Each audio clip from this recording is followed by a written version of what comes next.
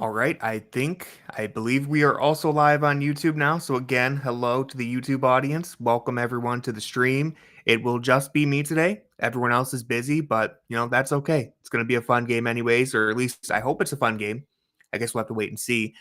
Dan says he's feeling like it's going to be a Christmas 2016 type game, an all-time classic that we win. I wouldn't be complaining if that was the result. That Christmas Day game, I'm trying to check my Cavs bias here. I really am. But that legitimately, if it's not, it definitely the best Christmas Day game of all time. I feel pretty confident saying that.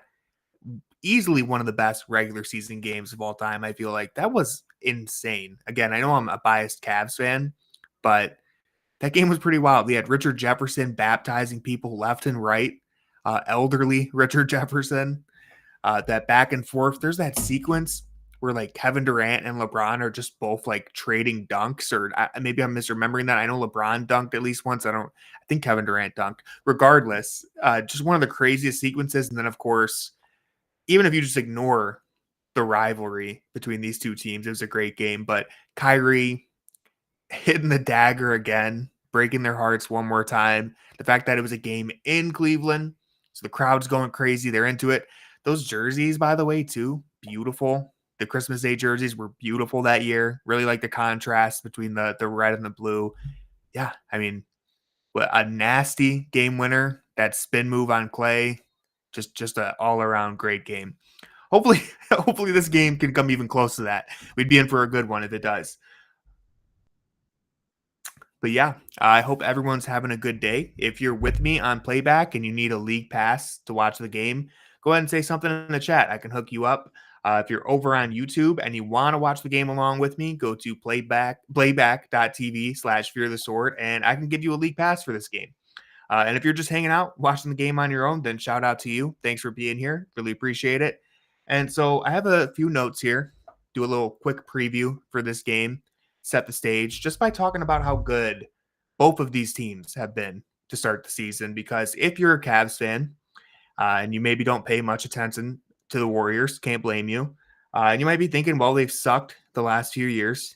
Maybe you've always thought they sucked if you're a true hater, but because the Dubs, they really have been underwhelming the last few years, you might be thinking they're not much of a threat anymore.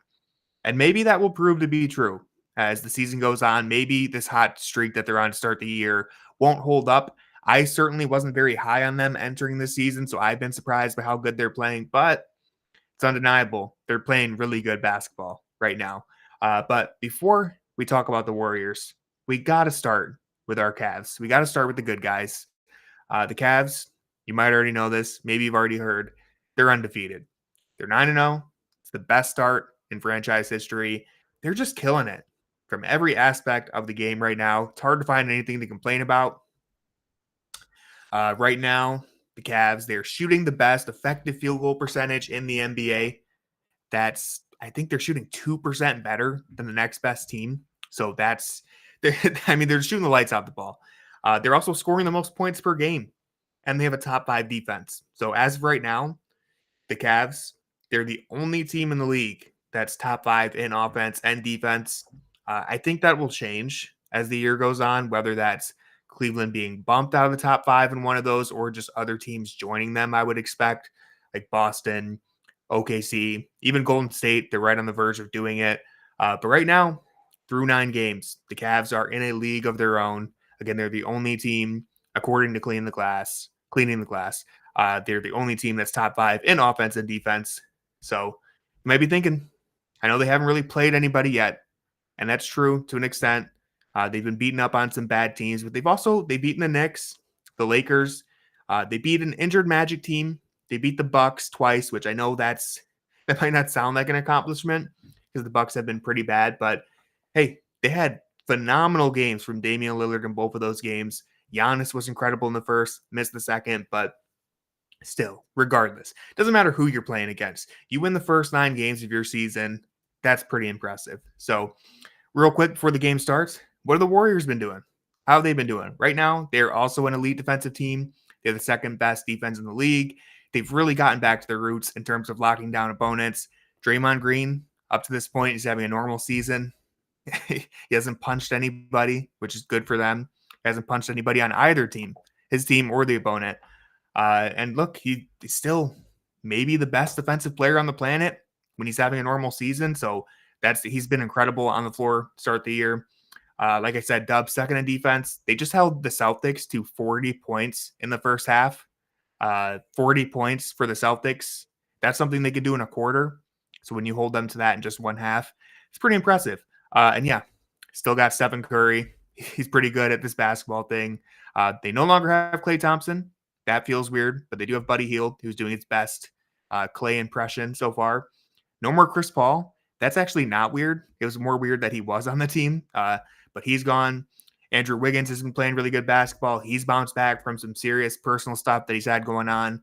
So it's good to see him playing that way. And yeah, basically, all of that was meant to say that these are two of the best basketball teams in the world right now, two of the hottest teams in the NBA. It's not 2016, regardless of how this week has felt, but tonight should be a showdown between two of the best basketball teams in the world. And I timed that whole intro perfectly because here's the tip-off. I really nailed that one. Got through all my notes in perfect time. So let's lock in and see what the Cavs have this opening possession. Okoro still in the starting lineup. Dan, I did not practice that. I had notes written down, but the timing could not have been better. So I'm going to take credit for that one.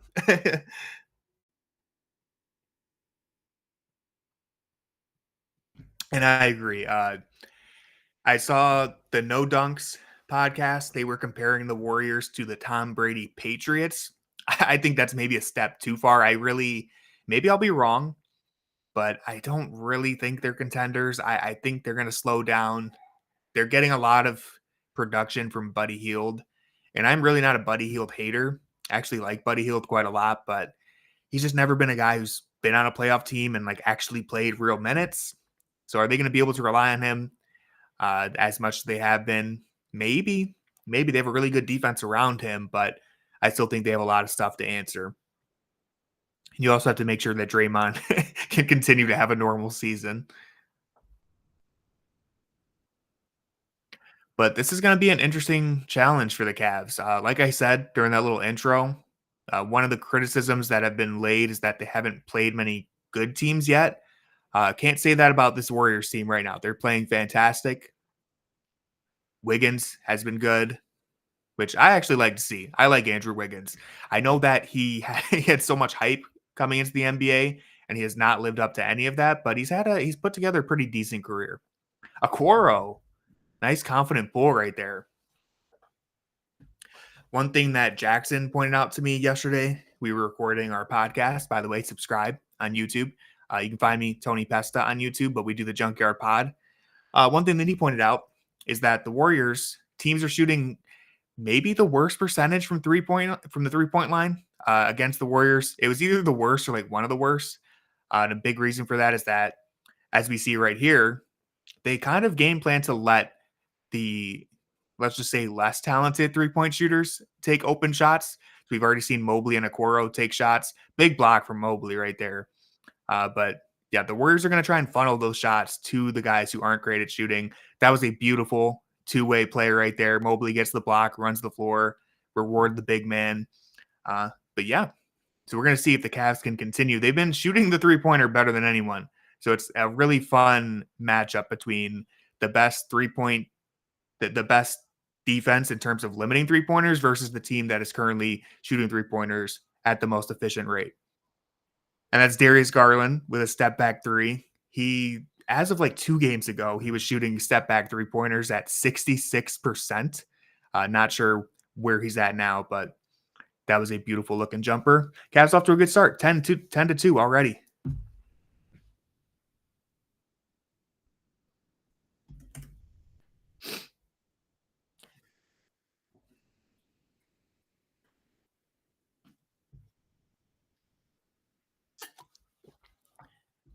Talked about this a lot recently, but because we focus so much on Evan Mobley's offensive development, everyone's waiting to see him do stuff. Not like that. I was hoping he would do something impressive as I was talking, but everyone's waiting to see what type of offensive development we get from him, that we really overlook how he's just maybe one of the best defenders. Well, he is one of the best defenders in the world.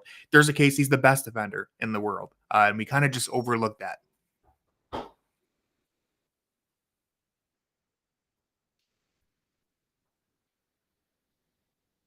Great rebound right there by Mitchell.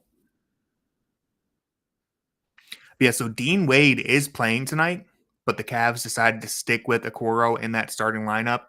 I'd assume it's because you're playing Stephen Curry, and so you want your best perimeter defender out there, but interesting decision nonetheless.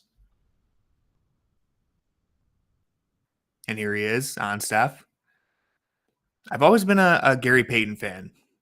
GP too. I've always really liked the way that he plays.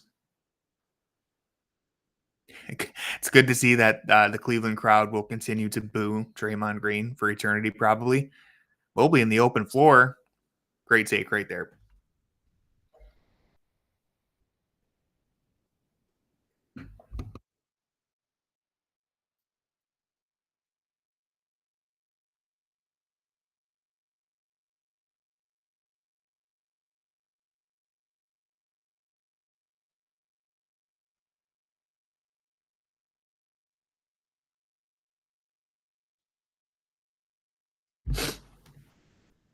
One thing that I've been really wanting to see for Mobley is just get to the free throw line more often.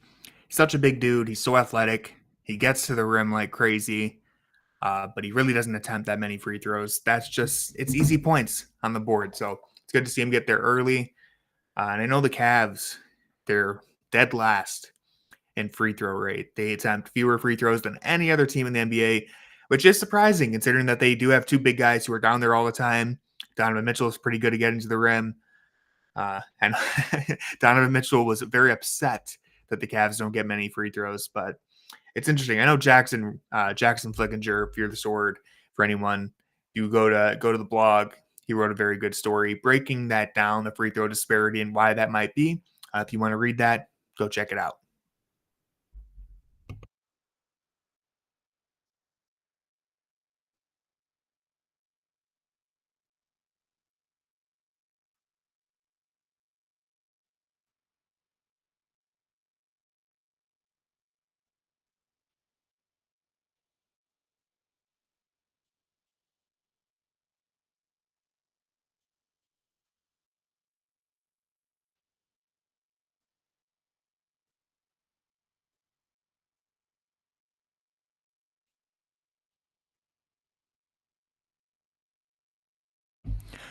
Is this the is are these AI generated images? I wasn't paying attention. I know the Cavs did some AI stuff last year. Not a fan. Not a fan at all. That looked very glossy AI.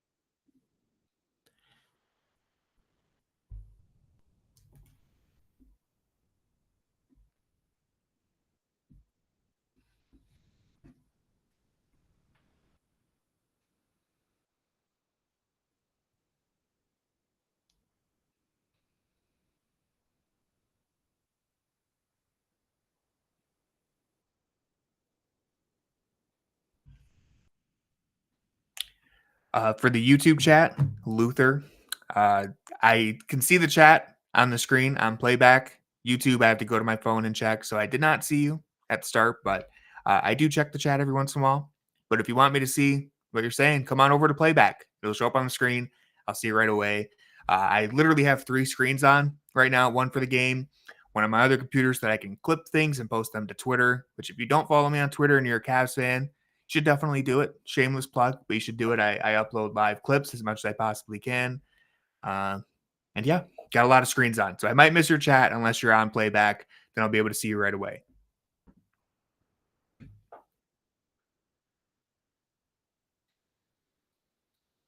Darius has been playing very good defense to start the year. So I'm very interested to see how he holds up against Stephen Curry because obviously that is a very difficult matchup. But he's been on him quite a lot to start already.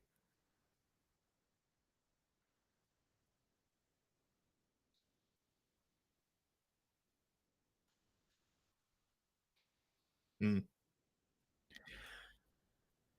Man, the Cavs are just they came out right out the gate swinging. And this is a nice change of pace because I feel like in recent years, every time we had a big marquee matchup, they would go down early right away. Like I remember definitely against the 76ers. I remember great pass by Okoro out of the roll right there. But I remember a couple games against the Sixers where it felt like every time we had a big matchup with them, we would just go down by like 20 points in the first quarter and it just felt bad.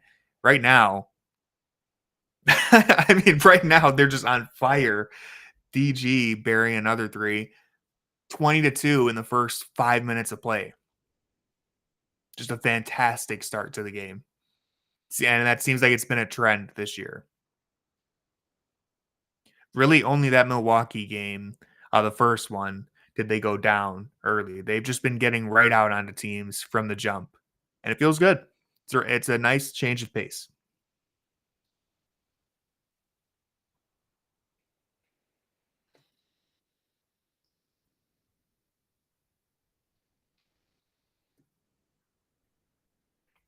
Ooh, that's a good shot. Cleveland Cavalier legend Andrew Wiggins.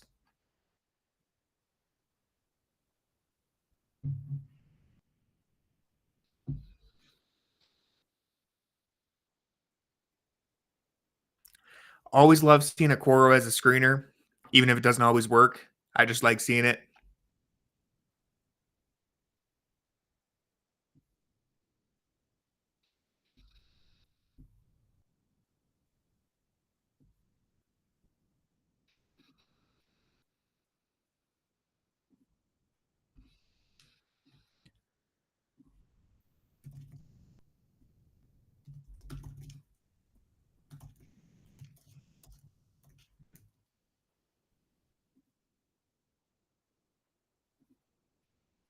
Andrew Wiggins off to a good start. I guess he just plans on scoring every point for them tonight.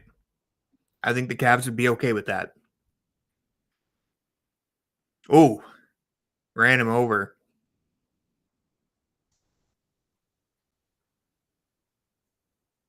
that feels good. You get to truck Draymond Green, and it's a foul on him in Cleveland. That's something worth celebrating.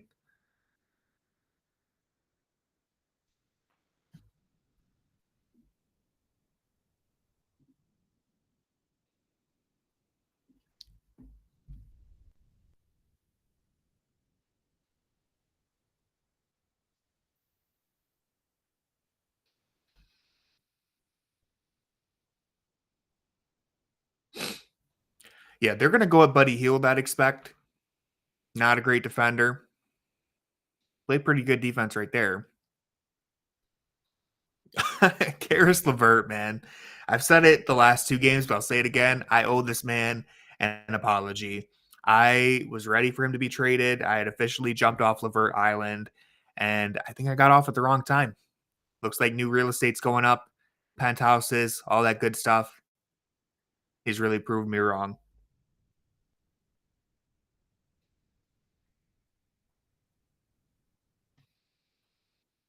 Ah,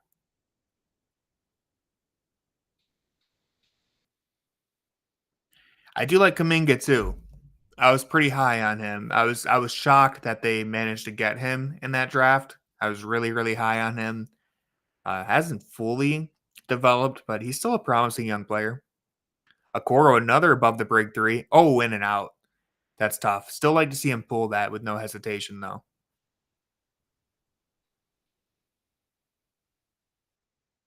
Hmm.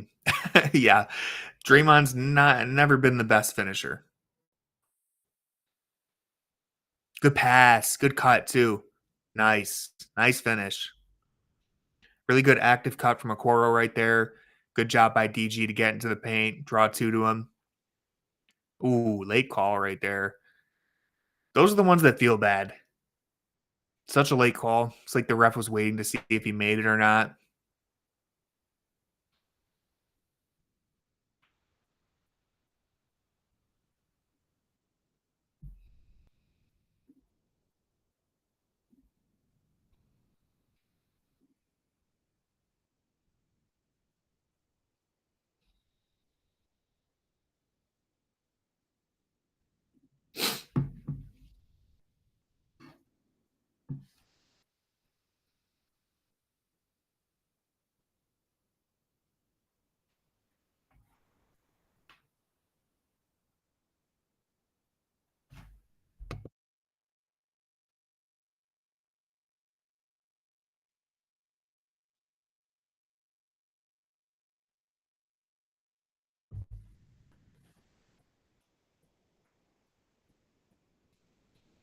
Dang, they're getting that much production off their bench. I wouldn't have guessed that.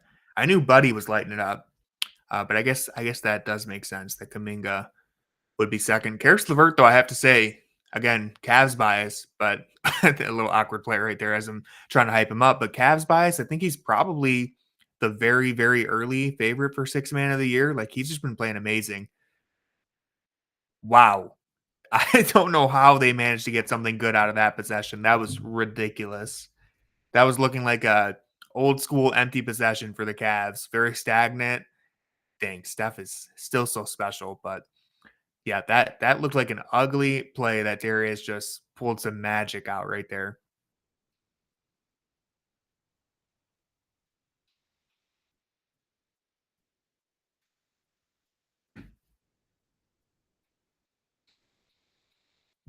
Oh, all right, he drew a foul. That's nice. Felt like he could have just gone up on the right side of the backboard, but he went for a reverse. But you know what? He's going to the free throw line, so it doesn't matter. Yeah, that was just an absolutely disgusting pass from DG. Shout out to George Niang too. He's another guy who I might owe an apology to. He's been much better this year.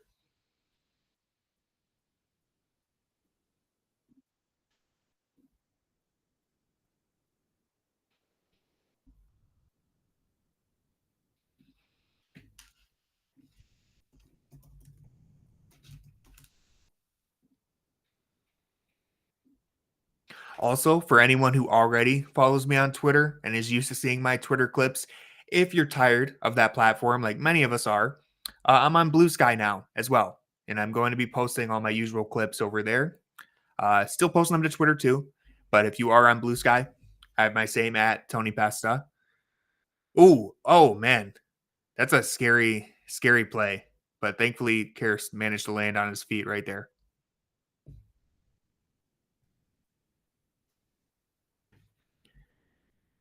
I also like Kevon Looney. It's it's really weird how many of these Warriors players I actually like.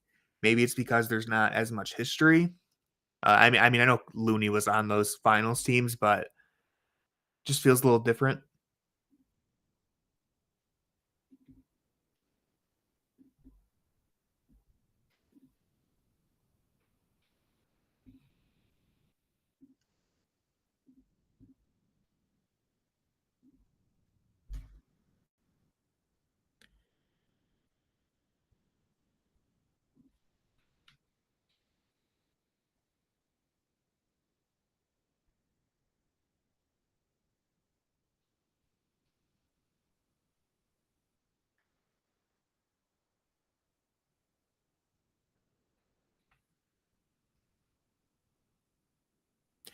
This dude looks locked in. I think he's gonna win this challenge.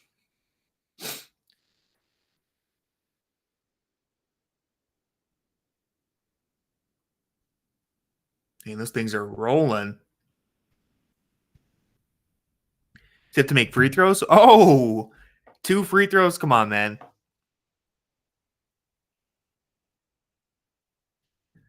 Trying to avoid weird lags from this, watching on my TV, but the TV is like 4 seconds behind.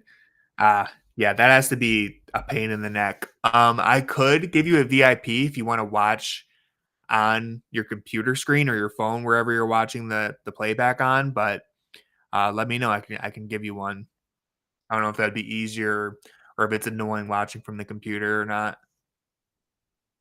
Right, you need to make one more. He's got pretty decent form. One of these got to go in. Yeah, it seems like some people have been ahead of us too, and like accidentally spoiling things. But personally, I don't care. But yeah, I like Ahmad's golden microphone.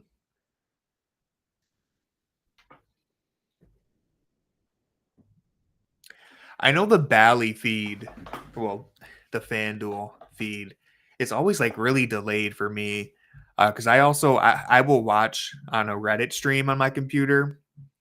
You're exactly 12 seconds behind, but I will watch a second stream on my Reddit stream on my MacBook so that I can clip things, and that stream is like always so far ahead of the FanDuel one, so I have to find a stream that I can rewind. Not all of them let you rewind. So, but I always have to find one that lets me do that. Otherwise, just can't clip things. I'd have to clip the entire game because I wouldn't know what was coming next. But we make it work. It's complicated, a little overstimulating looking at multiple screens at once, but someone's got to push the Cavs propaganda.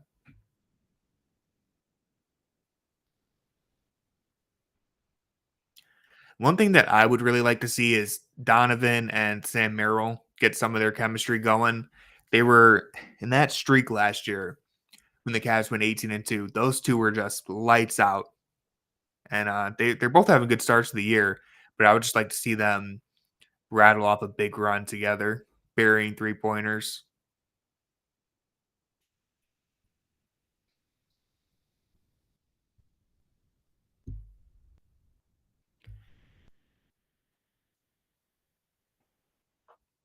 Yeah, that would be a good feature with playback if you could pause it.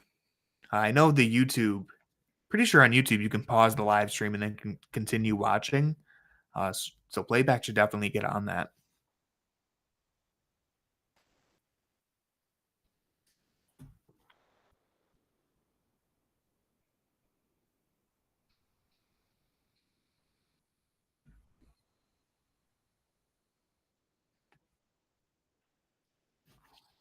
So I said at the top that the Warriors, in their most recent game, they held Boston to 40 points at halftime.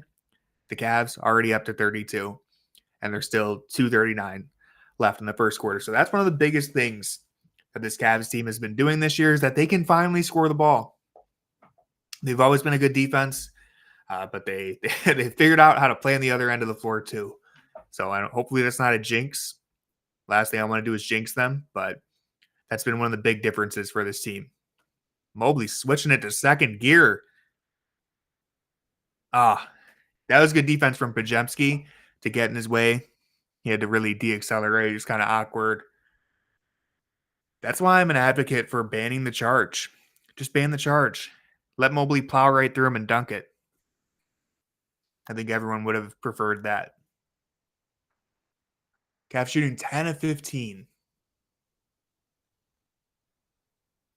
And again, that might feel unsustainable, and they probably won't continue to shoot that good. They're going to miss some shots throughout the game, but their process has been so good all year that even if that number dips a little bit, they should still be one of the top 5, top 10 teams in terms of effective field goal percentage. Right now, they're number 1 by a big margin. Defense too, yeah. I mean, the defense tonight, they're completely locked in. That was something that they, maybe a little bit of a lull over the last few games. Uh, Milwaukee and New Orleans, they both had good starts against the Cavs, but tonight they're really locked in defensively. And it's good to see. You want to see them get up for the big games. You don't want them to take their eye off the ball in the other ones, but it's kind of human nature to maybe not be as locked in and prepared when the Pelicans have like 8 guys on the injury report and the Bucks suck and Giannis is sitting out. Like it's kind of natural to maybe ease up a little bit. But this game, it's still early, but it's clear that they want to make a statement. They're off to a very, very good start.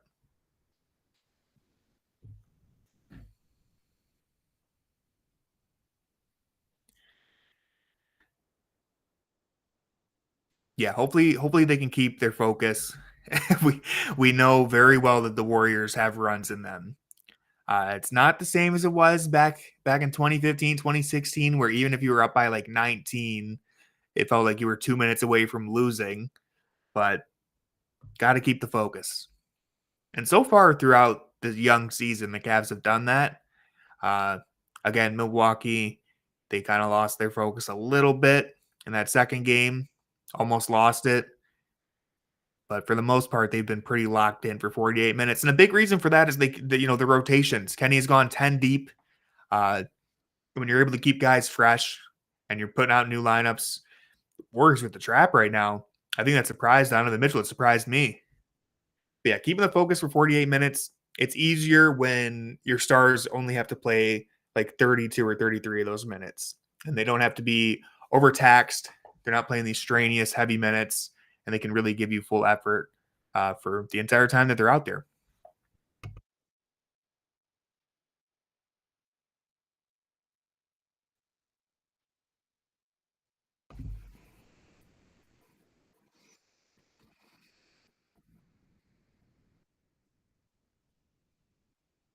Nah, the rip through move. I get that it's a rule, but it's still a little frustrating, especially when it happens to your favorite team.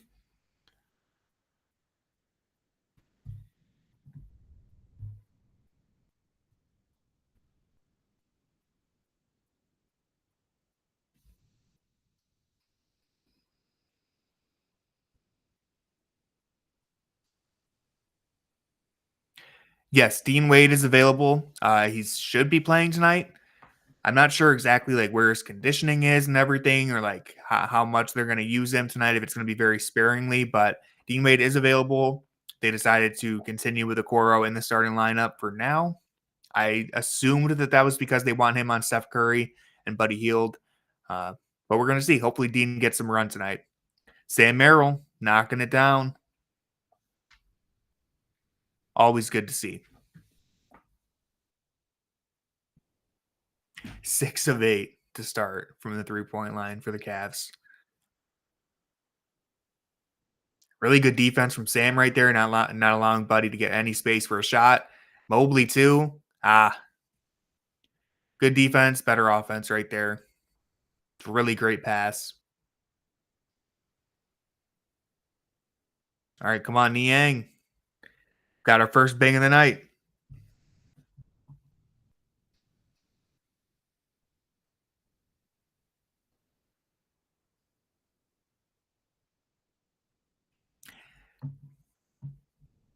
Mm.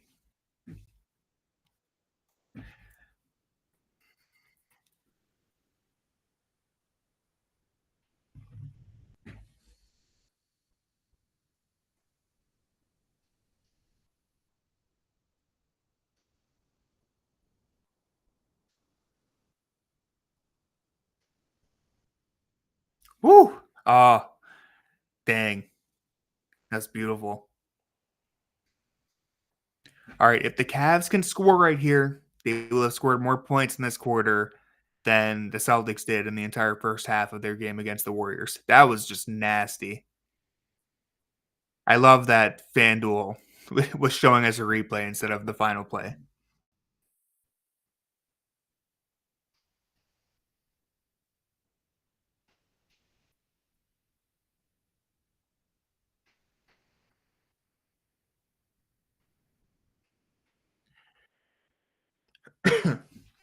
Great start for the Cavs. Yeah, I don't blame them either. This is the one time where I'm okay with FanDuel showing me a replay instead of what's actually happening because that was worth a replay.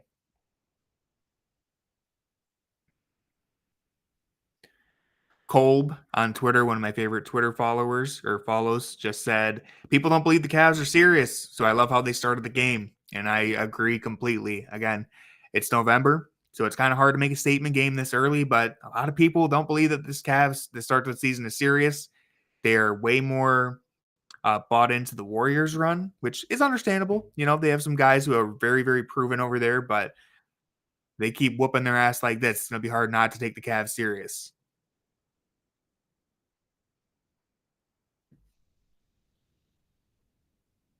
But it is the Warriors. It is the NBA. They could definitely fight back, make this a game. So I'm not getting ahead of myself. Yeah, Cole, Lakers fan. Yeah, great Twitter follow right there. High quality content.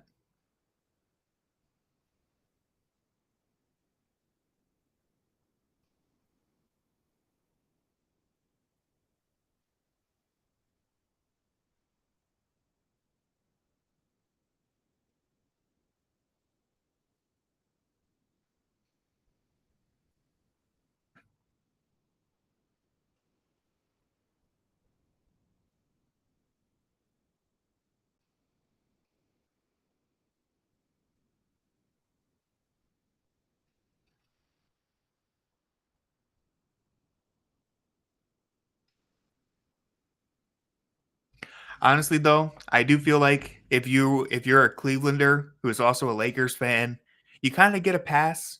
LeBron kind of gives you a pass there. I think Cleveland fandom should still come first. Like if it was Cavs versus Lakers in the finals, you should be rooting for the Cavs. But I think you get to be an honorary Lakers fan just because of LeBron. I don't know. You can let me know if I'm wrong on that. I think you have bandwagon rights there to follow LeBron. I like Boobie Gibson being more involved in the broadcast, by the way. I think that's a lot of fun.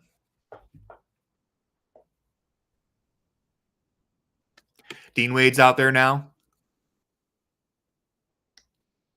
Slow mo. He hit like how many threes did he hit in their most recent game? I know he was lighting Boston up. I'd have to double check before I give you a number, but I know he hit multiple threes.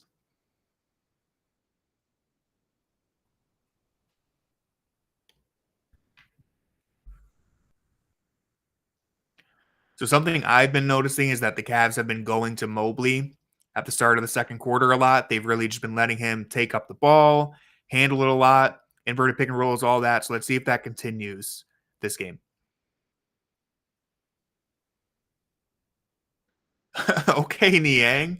I usually don't like when Niang starts playing with his back to the basket, but last game he had a nice little post up as well. So maybe he's turning the corner there. Maybe he start to run the offense through Niang. I'm joking for the record, just in case anyone thinks I'm being serious. Oh, great move right there to get Mobley off of him. That is not easy to do.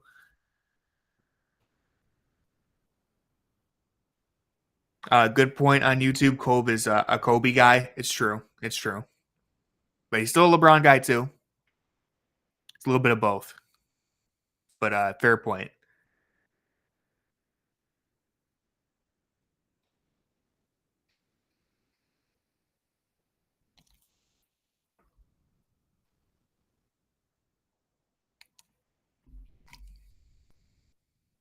Dean Wade, rim protection. It would surprise you, but he's honestly a very solid rim protector. Unsuspecting. 6'9", lanky arms, good athleticism. He's been really good on that weak side this year.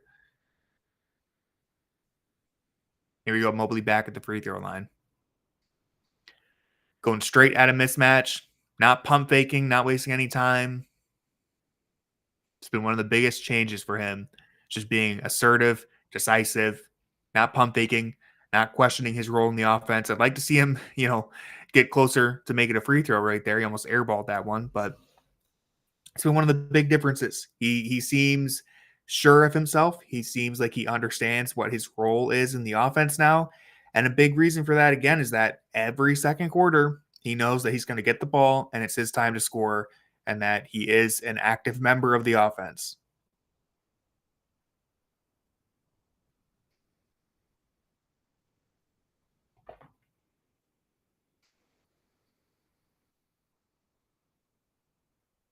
Yeah, that was a strange play. I guess I didn't really think of that foul right there because the post up, he just kind of went straight through Pajemski.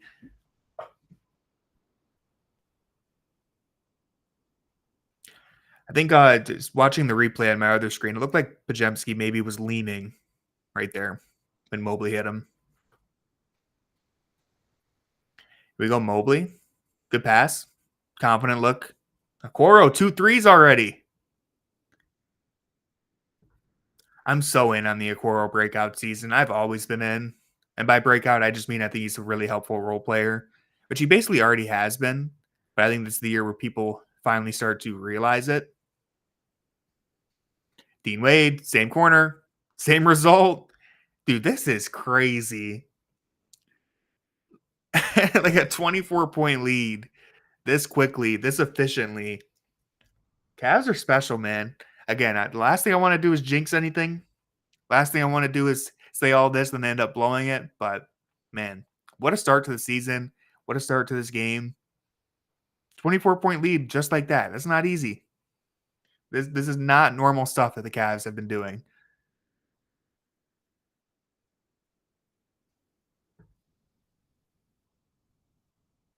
A lot of people aren't sure if the Cavs are legit. They're not sure if this is the same team that we saw last year. But so far, I really don't know how you can deny that this is just a completely brand new team. Most of the same guys, basically all the same guys, but just playing way differently. The offense looks so much better. Kenny has them playing just a brand new style. It's been a lot of fun.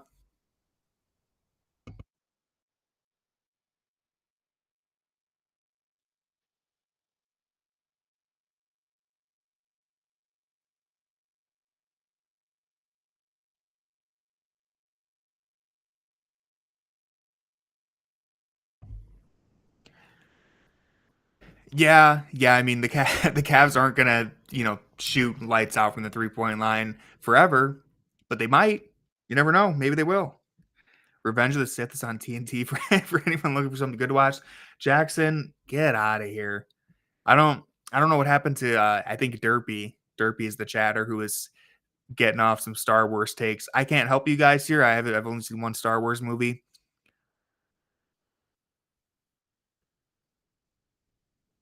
But Jackson, I believe, might be joining me for halftime to say hello. We'll see. Don't hold him to it, but stay tuned just in case.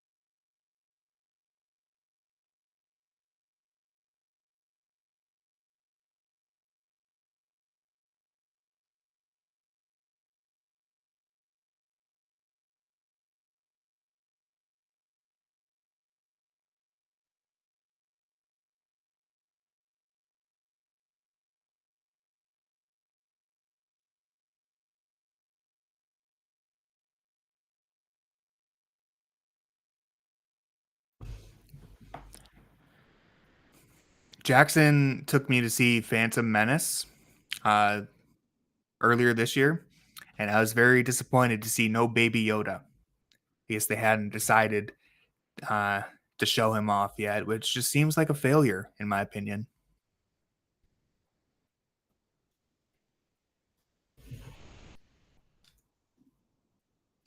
Ty Jerome revenge game. Oh, nice. Late call, but we'll take it. Good aggressive move from Mobley again. He very easily could have thrown who was that on the baseline? Aquaro? Can you see it again?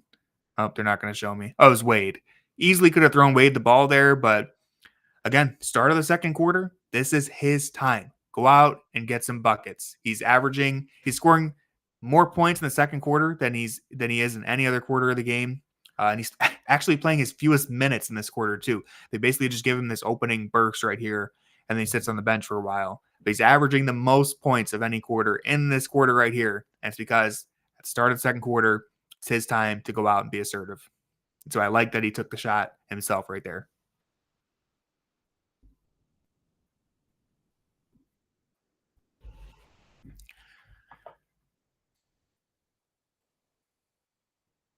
Ty Jerome. The last time the Cavs played the Warriors in Cleveland and Ty Jerome was on the court, he absolutely lit it up.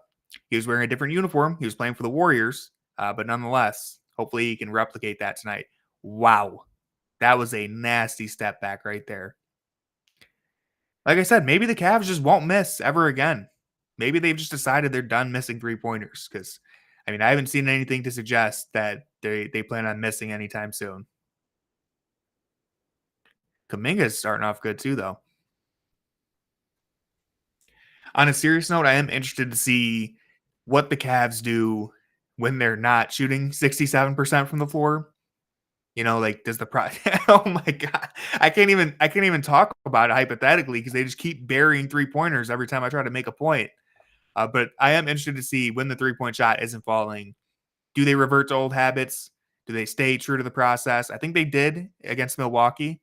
So I have faith that they will. But what was that? 10 of 14 from downtown already? It's ridiculous.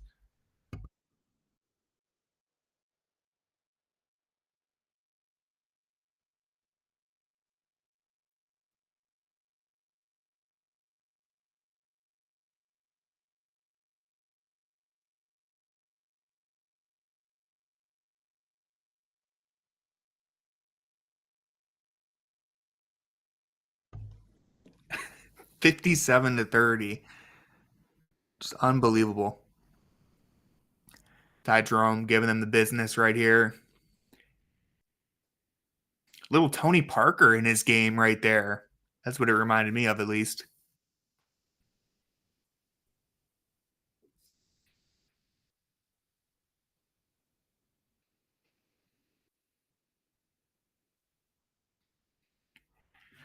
Yeah, I mean that's a really good note to point out from John Michael there. It's like the Cavs just went on this huge run, and now you have Darius Garland and Jared Allen back in the game. It's like they just give you 48 minutes of an elite guard and an elite center at all times. And then at the opening and the closing, they can give you a pair of both of them. It's a luxury that few teams have.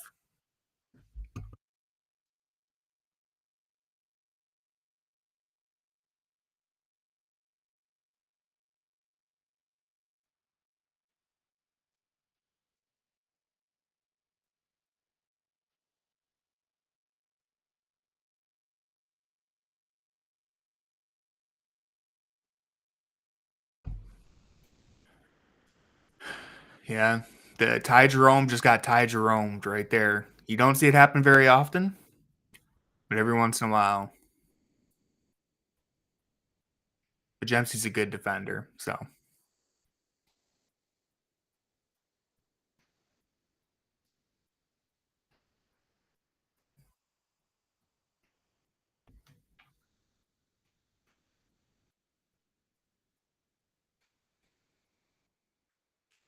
yeah, that's just, well, I mean, he missed the shot, but that was just a classic Golden State Warriors play right there. On September, yeah, the MVP of September. He's in a little bit of a slump this possession right here, but he'll right here he'll bring it right back. Oh my god, this is absurd, dude. What the hell? That was a tough shot.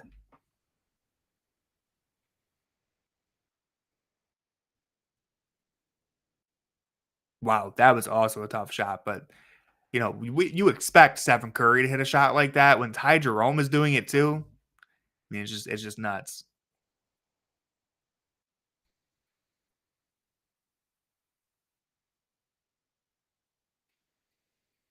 My my stream froze right there, but I can still hear the audio. Ty Jerome, another three. The Cavs. What is going on? How do you even explain this? This is unreal. Just straight up can't miss.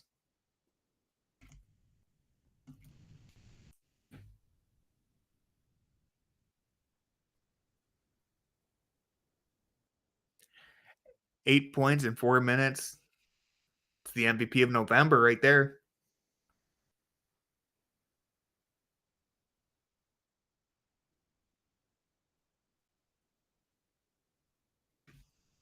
12 of 16 from the 3-point line. I agree with Austin Carr. I don't know what the hell's going on, but I love it.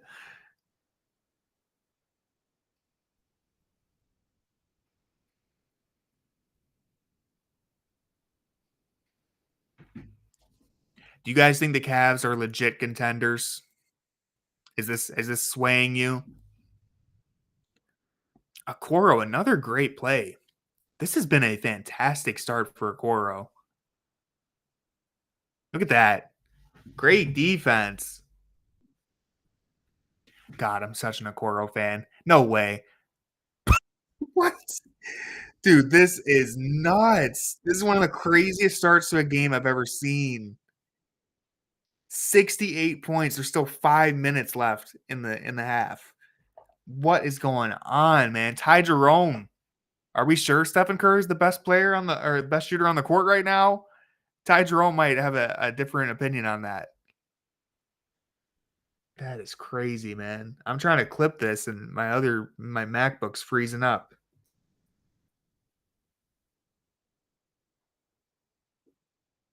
Crazy stuff is happening in Cleveland.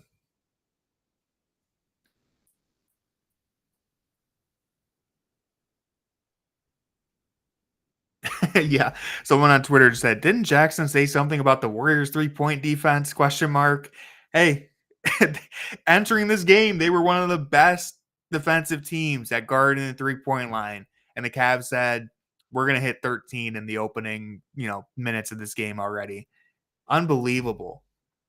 That was one of my notes. One of my things that I was interested in watching is, are the Cavs going to be able to have a good 3-point shooting night against one of the better 3-point defensive teams in the league? So far, they're having their best shooting night of the year.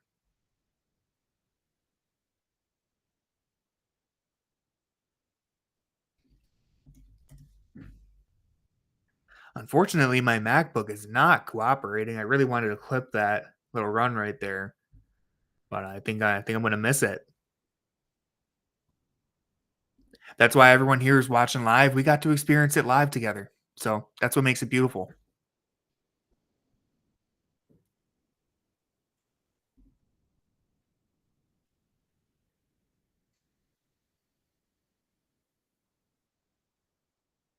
Can't handle the Ty Jerome heat. I don't think anyone can handle the Ty Jerome heat.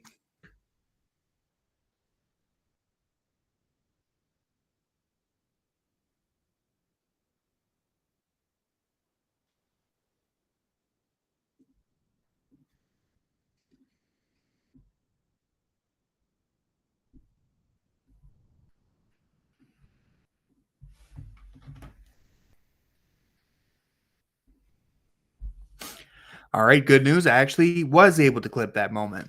So my computer came in clutch. Perfect time right there. I know everyone's very eager to find out.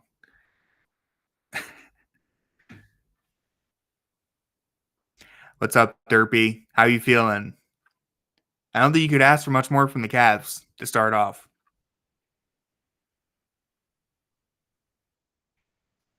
I only wish Jackson was here to share it with us. Or Corey. Show Corey some love too. Really great backdoor right there.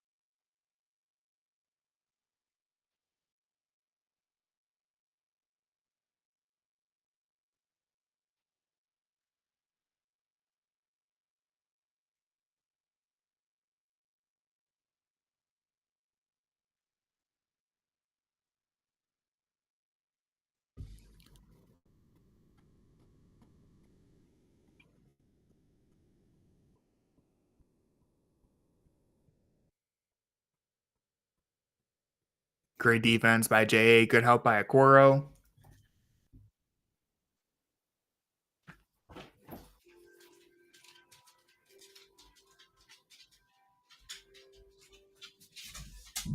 Ty Jerome just continues going crazy.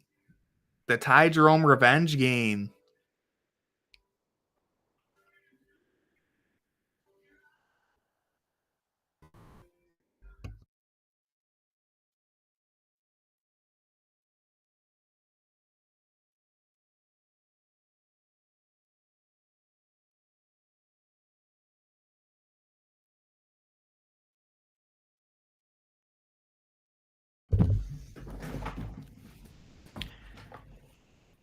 I think this is more than a cavalanche. Is there a bigger word that we can use? This is absurd. Sorry, I had my mic muted. My mic was muted for a second there. I had to let Apollo in and out of the room, but I saw open dunk, open layup for Allen.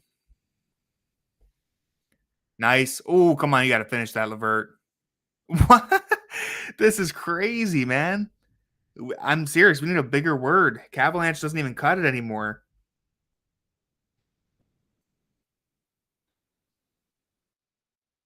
Another stop.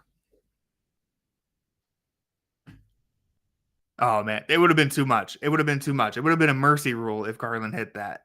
It would have had to end the game. Another stop.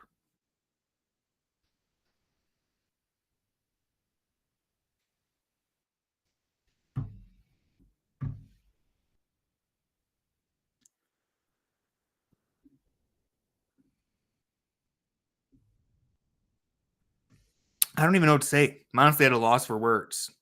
There's not even much game to break down. It's just an absolute ass kicking. Look at that.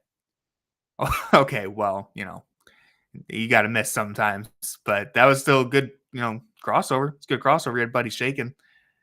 Steve Kerr might get fired after this one. Oh my goodness. So the NBA record for threes in a game is 29, right? When do we start talking about this? When do we start wondering? 14 for 20, dude. 14 for 20.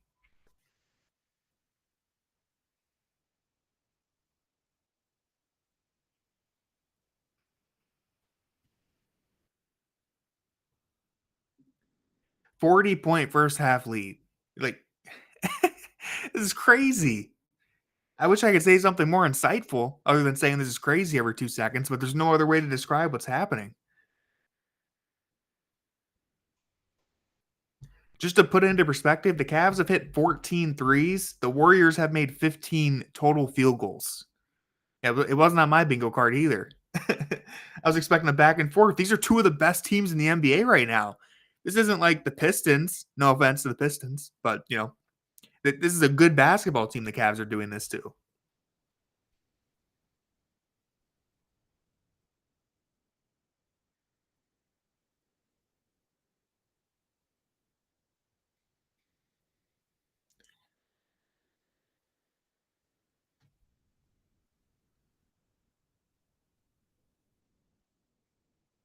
Dude, this is like a 2014 Spurs possession.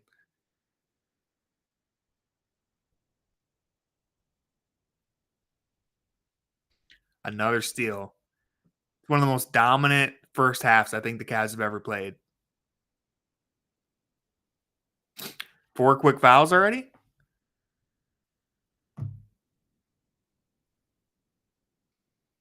That's definitely on Draymond.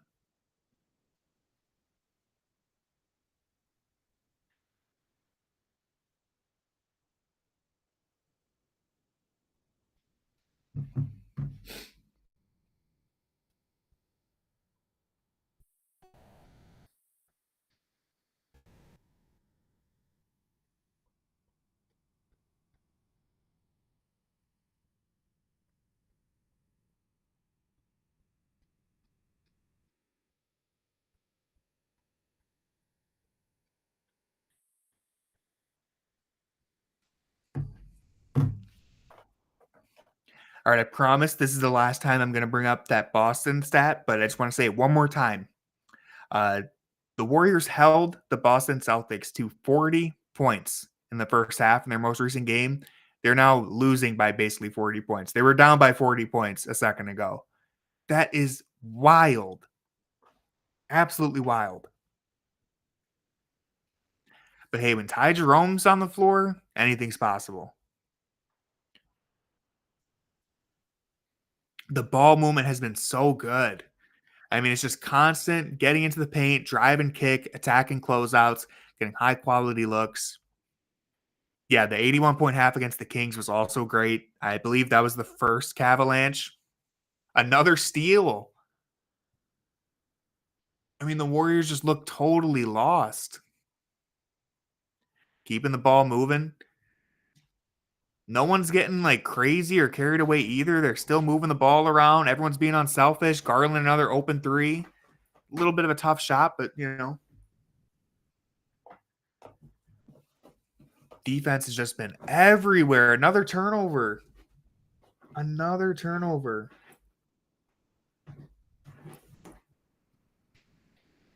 I wasn't expecting it either, AC. The Warriors have 12 turnovers. They've only made 16 shots. They have 12 turnovers.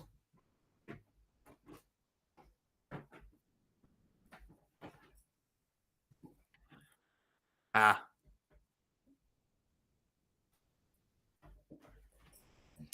get out of here. Another steal. Good finish, DG. Wow. 13 turnovers now.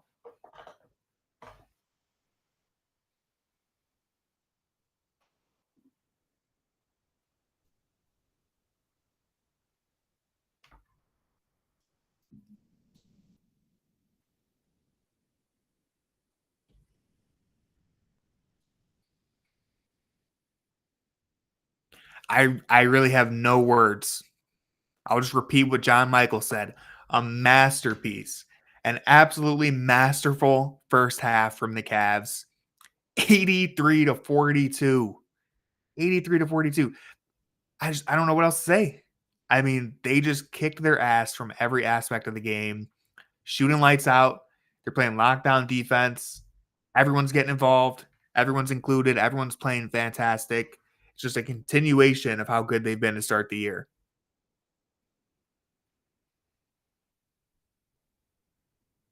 Most points scored in the first half for the team that's currently on the best start in franchise history.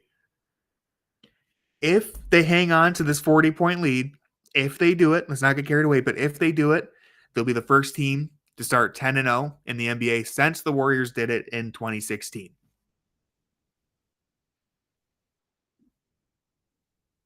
All they have to do is hold on to a 40-point lead. We'll see if they can do it.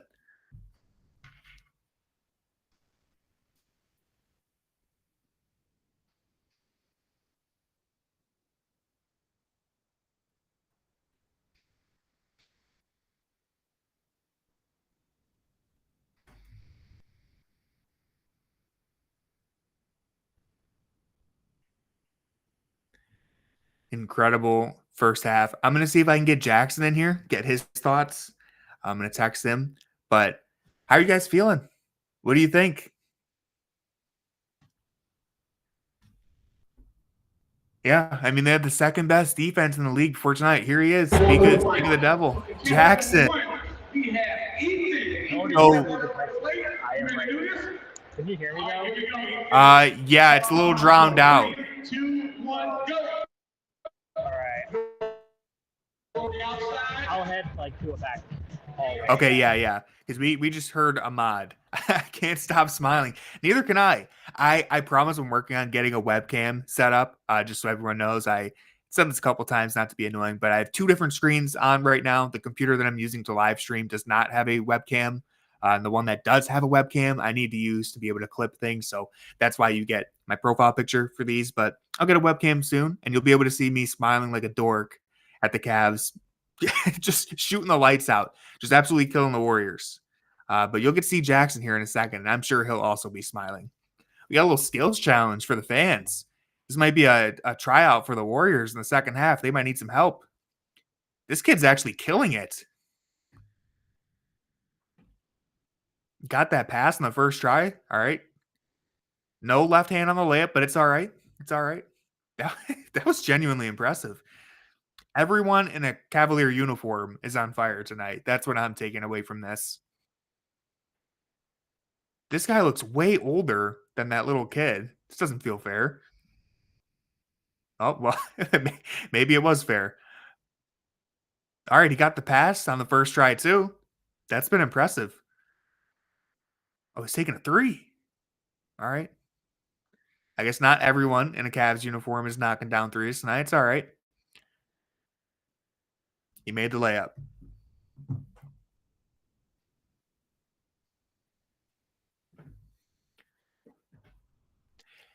$18.6. I think that kid won. Maybe he was too slow. All right, never mind. This kid's actually blazing. Everyone's hitting the pass in the first try. I would have thought that would get some people. All right, wow, I was immediately proven wrong.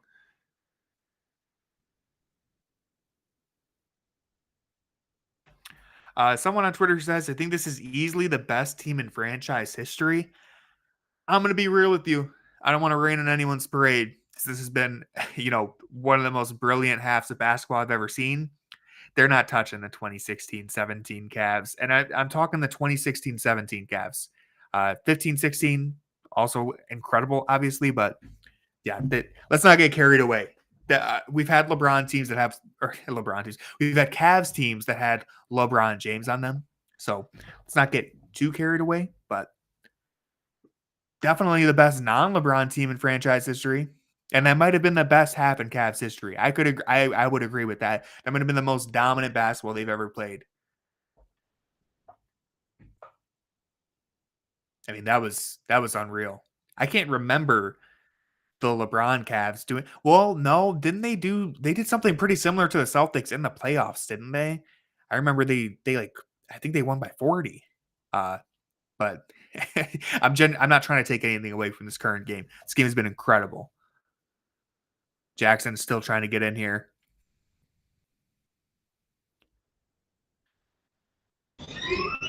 Tony, can you hear me? We can now. All right, there we go. So I heard disagree. I mean, the 2016-17 Cavs didn't have Ty Jerome on it. I don't know. It's true. It's true. So what you're saying is this Cavs team, they're pretty decent. Yeah, I mean, I feel like you're very laggy. I'm gonna be real with you. We can't really hear what you're saying.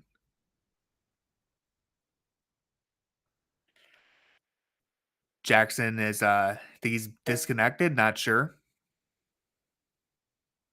I was. Can anybody else hear Jackson? Is it just me that's losing him?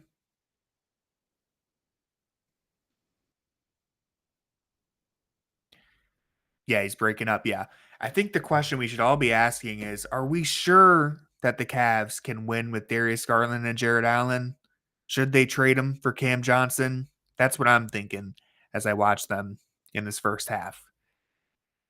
Can the core four really play together? I'm just not sure. We don't really have any reason to there's just not. Are we sure that this group can play together? It's kind of insane. It's kind of crazy how quickly the narrative, at least it should be, shifting. I did see, a trade proposal, Jared Allen and Darius Garland for Jeremy Grant recently. As recently, I'm talking this week, which is ridiculous, but it's just crazy. You look at the way everyone talked about this team in the summer, completely writing them off, completely just overlooking how talented they have been for the last few years. Now, again, I've said it over and over again, but now it's just undeniable. By this time, Jackson, I don't have hello. good service. Well, right now you're not cutting out, but you can hear me. Yeah. Okay, I'm on the Wi-Fi now. Okay. Whatever good. reason, my phone wasn't on the Wi-Fi. So, anyways, the people have been begging to hear your takes on this first half. Exactly. As excited as I feel like you guys are all as excited as I was in the middle of the Lakers game, where I finally realized that this was one of the best teams in basketball. Tonight's game was just kind of more confirmation of that. This team is really deep. This team is really, this team's just frankly really good, and they just have so many ways they can beat you. I'm not sure they're shooting. Sure, it's really good, but you're starting to break up now. But this is one of the best teams in the league. One of the best teams in the league. You heard it here first. They might be the best team in the league right now. We don't have to think about what it's going to look like in the future. Right now, right here, they might be they're probably the best team in basketball. I don't think there's any other team playing better than them right now. It's easy to say when you're up by 41 points, but I think it's true.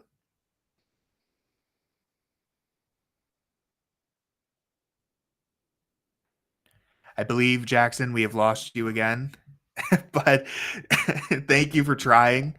It was a valiant effort. Can't all be winners, but He got off the most important take, which is that the Cavs are incredible. They're playing so good right now. Definitely do not take it for granted.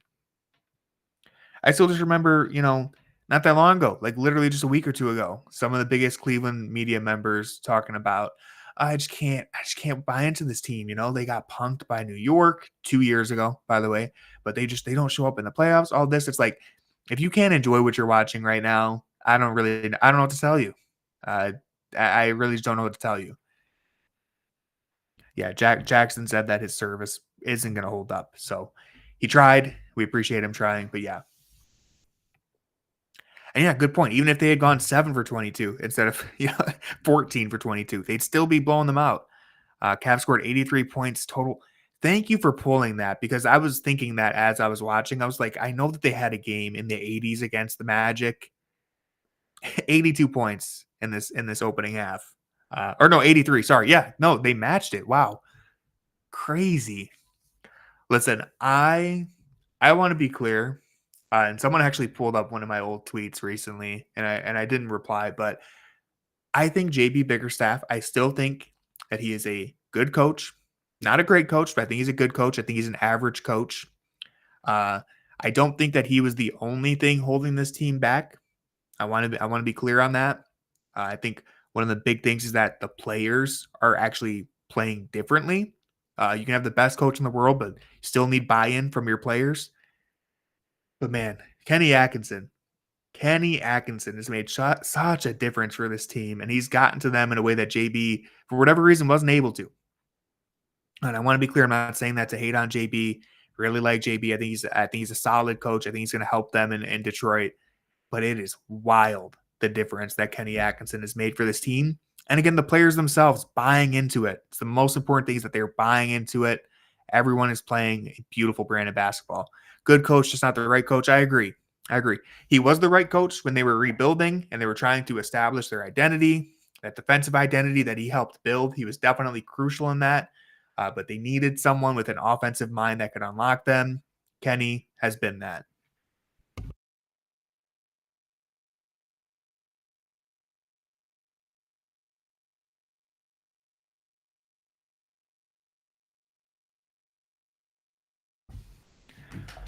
All right, let's see what other NBA games are on right now. We were yapping for a minute there. I feel like halftime might already almost be over for the Cavs. Here, let me see on my can't see on the other stream. Let's see what other games are on. I can put something so we're not just watching these highlights. Although the highlights are pretty cool. It's better than a commercial.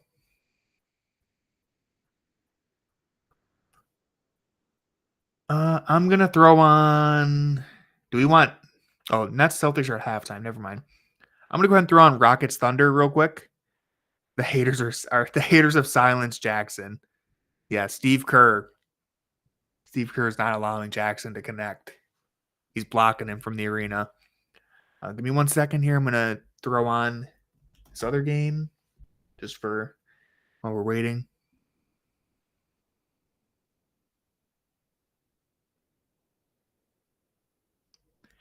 Shout out to Kenny for putting a quarter on Green. Good point. He's had a quarter on Draymond a lot this game. It's been very interesting. I can't wait to rewatch this game and kind of look at all the little things that the Cavs are doing. One thing about doing these streams is that it can be harder to, hold a conversation and focus on the details of what's happening on the floor. So I really appreciate being able to rewatch them afterwards. All right, here, let me actually put the game on instead of talking about it 100 times. Actually, what's going on in Milwaukee, New York? Let's check this. I didn't realize they were playing. Oh, they're also at halftime. All right. Doing a great job as the producer.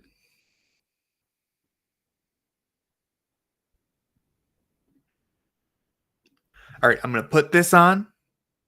Of course, they're not playing either, but I'm going to put this on, and then I'm going to run downstairs to grab a water for myself real quick. And then when I come back, the Cavs are going to extend their 40-point lead and continue their best start in franchise history with their 10th win in a row. I'm going to be bold. I'm going to say it. I think they're going to hold on to their lead, but I'll be right back.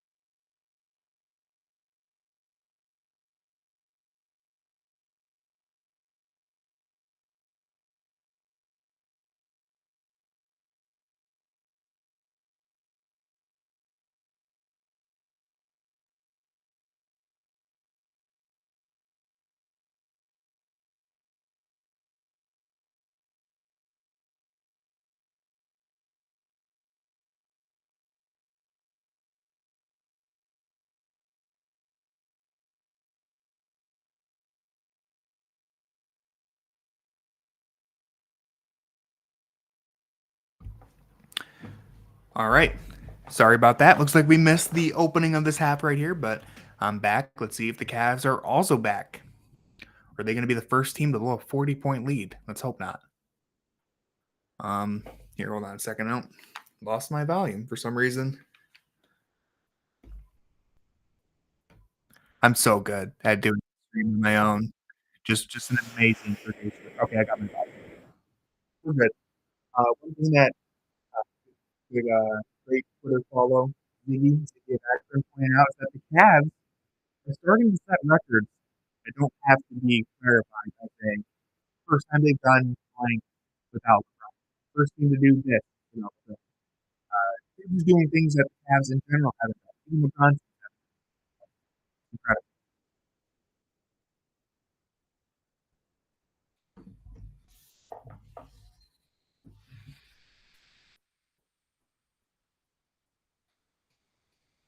No, I just had my stream volume. I turned it down during halftime to try and listen to Jackson, and I just had to turn it back on.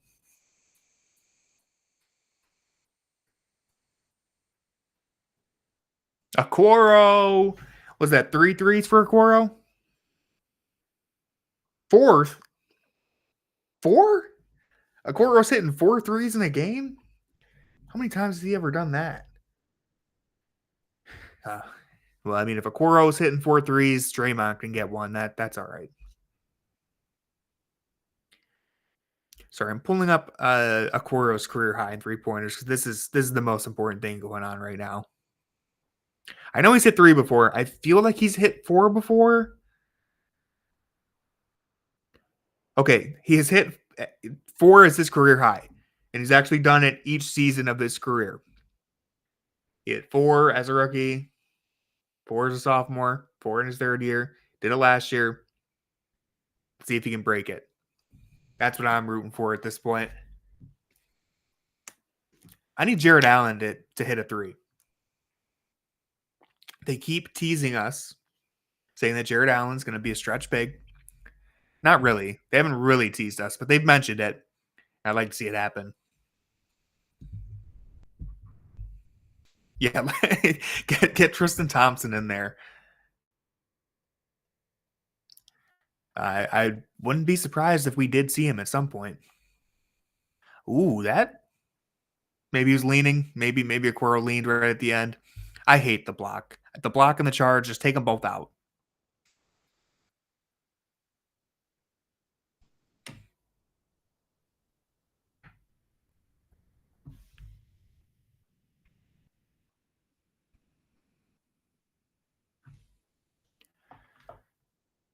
Hmm. You know what's crazy is I feel like Mitchell. Oh no, Mitchell's playing pretty good. Never mind. I mean, he only has 7 points, but he was really cooking pods on a couple of those crossovers. But the point that I was going to make is that it's not even like any of their stars are dominating. I mean, they're being led in scoring by Aquaro right now. Aquaro has 16. Mobley has 14. Jerome has 13. Like, it's just an all around game from the Cavs.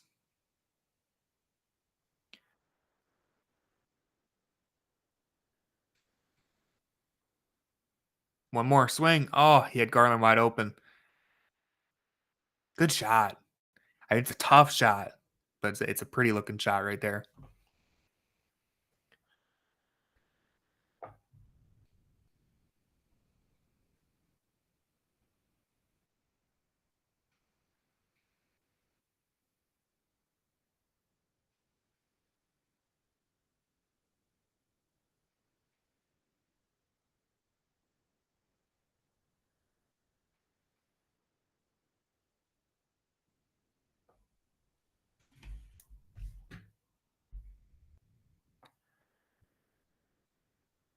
Ooh, that's an awkward fall.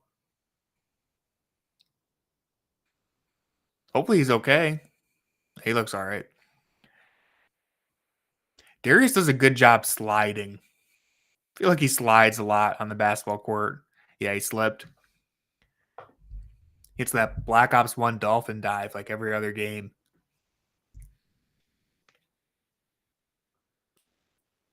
Yeah, he probably did get some floor burn. Look, let me say again, if you're with us on playback and you need a league pass, or if you're with me, I should say it's just me. But if you need a league pass to watch the game, just go ahead and say something in the chat. I can hook you up. If you're on YouTube and you want to watch the game along with me rather than just staring at my profile picture, go to playback.tv/fear the sword. Link is in the description. I can give you a league pass account for this game. And if you just want to hang out and watch the game on your own, feel free to do that. Thank you for being here. Feel free to let me know your thoughts on the game. If you're in the YouTube chat, I check that occasionally. But if you're on playback, the chat shows up on the screen for me. So it's a little hard for me to always get to the YouTube chat. I see you guys in there talking about the game. Appreciate you being there. If you want to have your chat show up on the screen, go to playback. But if you stay on YouTube, I will do my best to check that as much as I can. It's a little more difficult when I'm the only person hosting the stream. When Jackson's here, I can let him cook and yap a little bit and look at my phone. But it's a little difficult juggling the different screens. But thank you for being here is the point of that message. And again, if you want to see the game and you need a league pass, hit me up. Say something in the chat.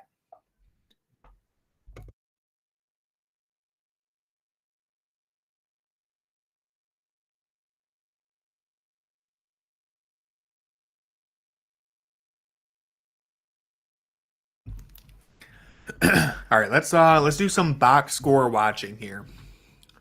We'll start with the Cavs. As I said, Okoro, 16 points.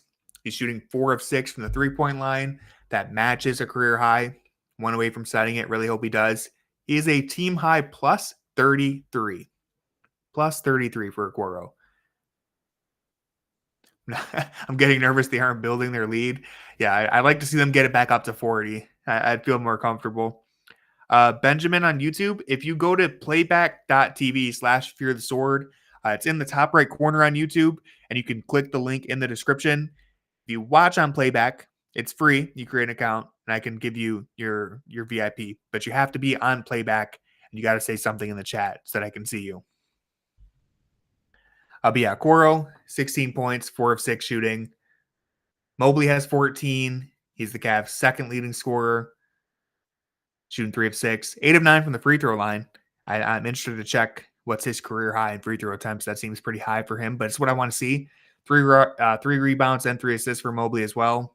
He's a plus 20. Jared Allen, 7 points, 9 rebounds. He's been relatively quiet, but I mean, everyone on the Cavs is just killing it. So Garland has 11 points, 6 assists. He's 4 of 8 shooting from the field. Mitchell has 9 points. He's the only one not really shooting the lights out. He's 3 of 7, 1 for 3 from downtown, but it doesn't seem to matter. Ty Jerome came off the bench, 13 points in 10 minutes. He's a perfect 5 of 5 from the floor, 3 for 3 from deep. He's hit a couple like 25-footers, pull-ups in transition. Sam Merrill has a 3-pointer. Karis LeVert has 8 points, 3 rebounds, 2 assists, 2 steals. George Niang has 7 points. He's also a perfect 3 for 3. The Cavs are shooting as a team 15 for 25, 60% from the three-point line, 64% from the field. It's pretty ridiculous stuff.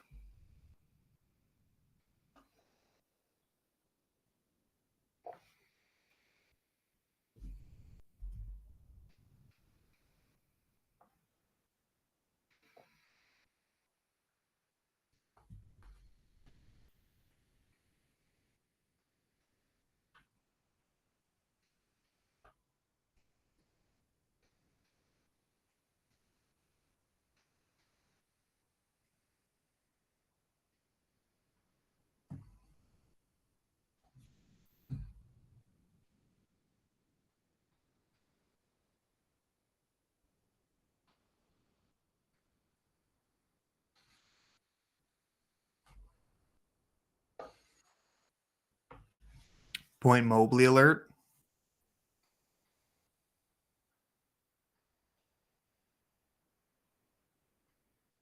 Trying to get Curry involved in the action there. That's why Okoro screening. Double spin move.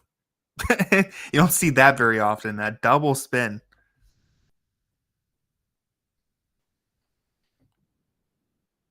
Oh, blew right past Allen. Draymond did not want to shoot that. Yeah, see, that's just a bad idea. Both bigs getting a block. That's why you don't want to go down there. Ooh, that was a tough fall. Yeah. That was a hard fall right there. I don't want to jinx it, but Isaac is made of vibranium. This dude takes hard falls like that all the time and never seems like he gets affected. So hopefully he's okay.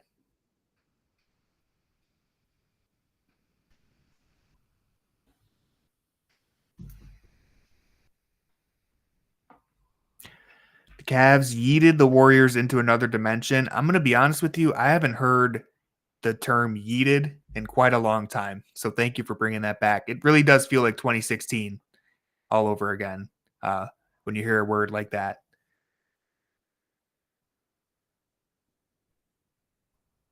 DG, another steal. I like that he got the break started right away.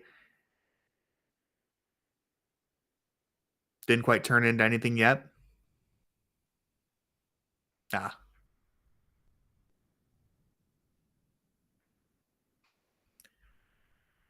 Definitely not as strong to start this half, but it's hard to be as good as they were in the first half.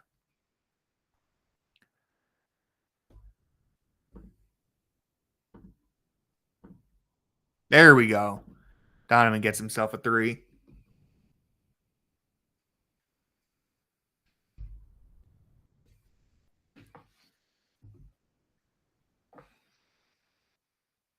Draymond there didn't want to take that other corner 3, but he knocks that one down.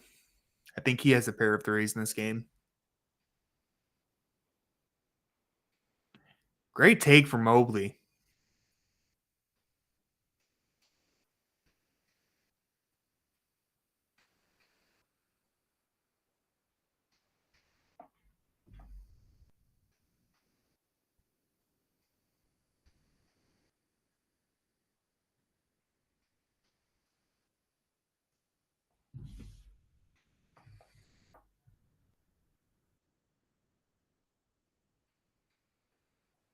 Open 3.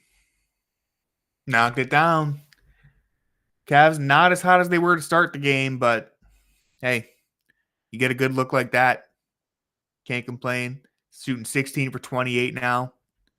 The NBA record is 29.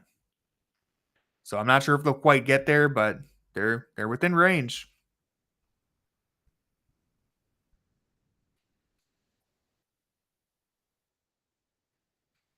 Darius has been so good in this game. Been so good to start the year. Getting right past the defense there.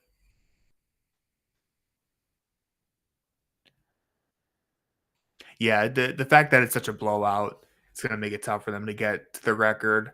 Unless, hey, yeah, don't speak too soon because that means Ty Jerome's going to come back in. He could get the record himself.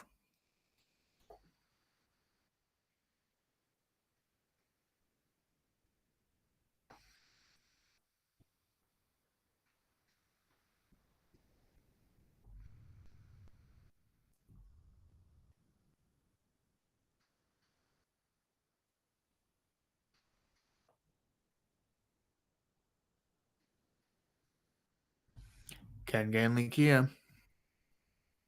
It's not a Cavs game without Ken Ganley Kia interrupting the flow.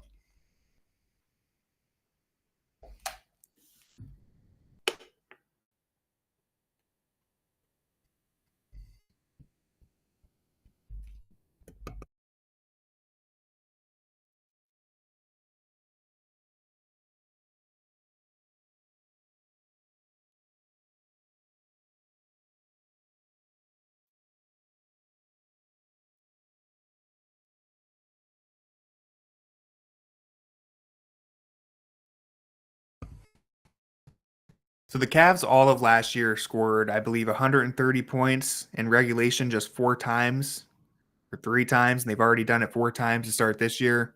Well on their way to doing it again right now. Yeah, the Warriors hit a couple threes in a row, and the result is they're down by 35. It's the Chris Paul meme. Chris Paul hits a huge 3 to cut the lead to 41.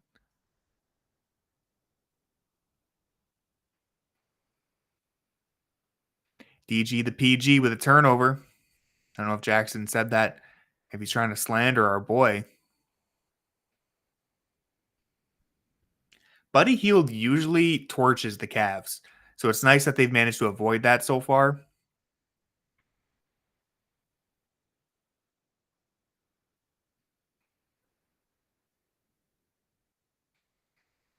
Mm. Man, that was a deep step back. He took a huge lunge. I'm gonna guess that's what Jackson was talking about. Since he's at the game in person, he's probably, you know, we're a little delayed, I think.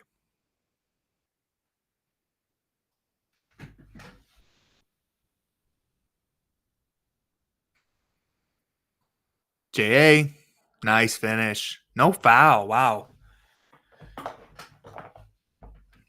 Definitely looked like there was some contact. And I, for one, I think Jared Allen's a very trustworthy person. If Jared Allen says he got fouled, he probably got fouled. And it's tough to see it there, but gonna assume that he hit him. Uh, you know what, JA? I'm not sure if I would have called that. Maybe the slow mo would have showed a little more.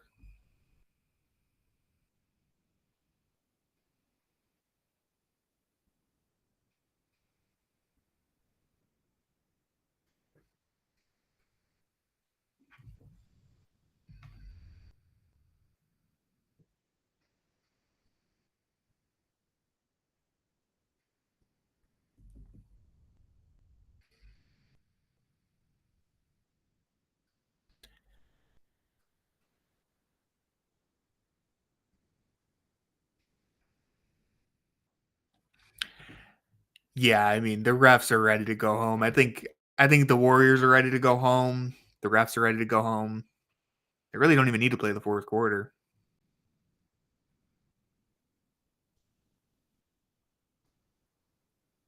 I was I was genuinely expecting a tough back and forth game. We spent our little intro preview talking about how good the Warriors are, how tough this is going to be. It's going to be the biggest challenge of the season so far. And really, I mean, those things are still true. The Warriors were playing very good basketball entering this game. They are a good team, but the Cavs just didn't matter. 106-69.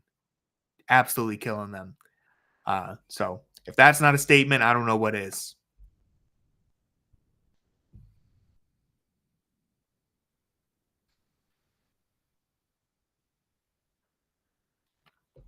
I'm pretty sure the Jumbotron intentionally avoids the media section, but I would still love to see Jackson on the Jumbotron here.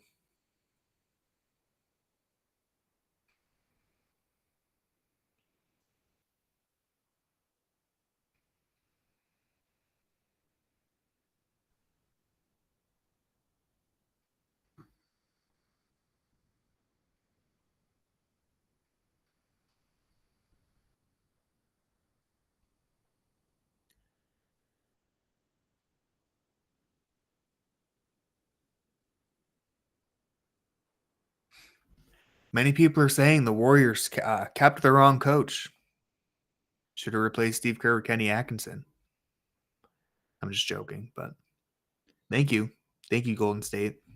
Very happy to have Kenny in Cleveland.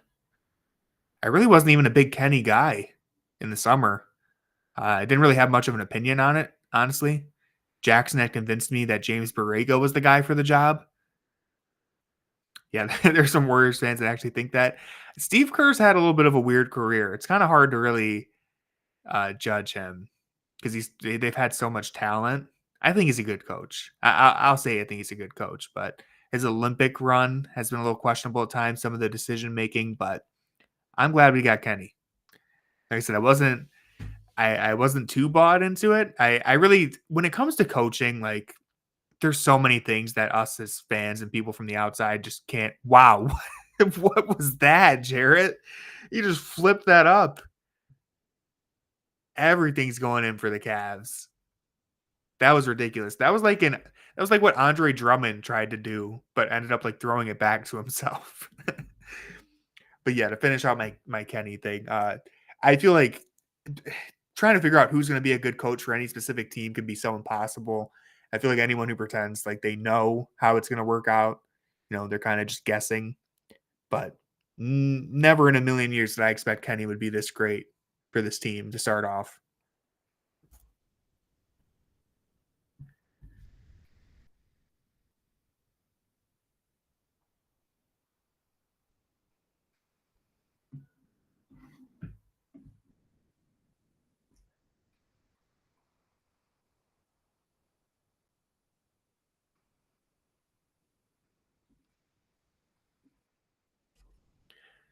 Ooh. I'm still not over that Jared Allen shot. The only thing left to do is take a three, JA. It's the only thing left.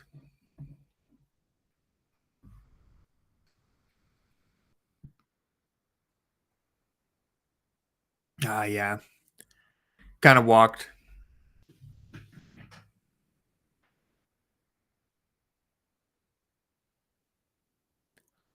Yeah, I mean, look at this.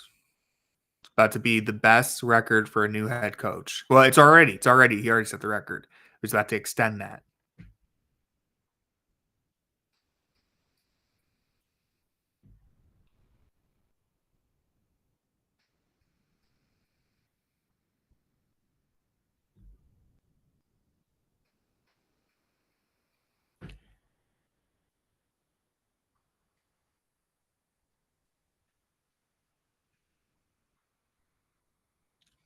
So I'm going to be doing the player grades for Fear of the Sword after this game.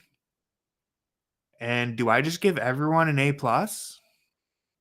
Is that how I respond? How do I even how do I give anyone anything other than an A plus for this game? I really don't know. Is there anyone who I wouldn't give an A plus to?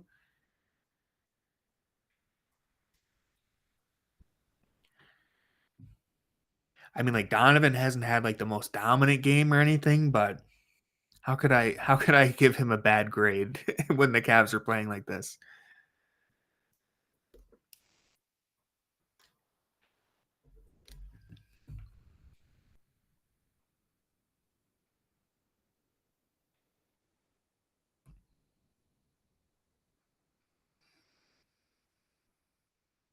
Yeah, that's big. It's a back to back, another game tomorrow.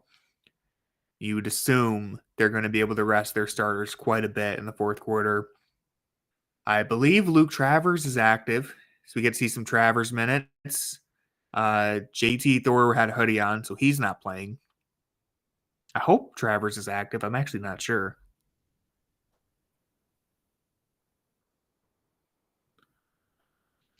Yeah, someone who comes in for the garbage time might end up not getting a great grade.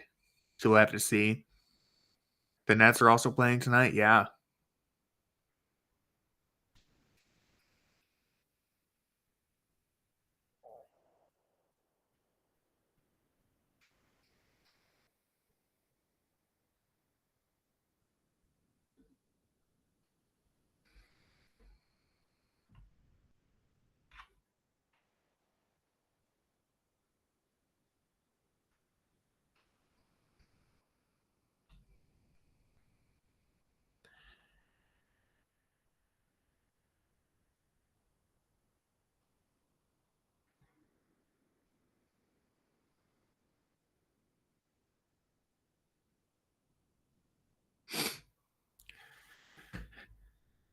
Kenny went 2 for 2 in last game on challenges. Unfortunately, the streak ends tonight.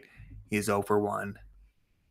But the most important streak should still be alive, which is the Cavs are going to be 10 and 0, barring a historic collapse.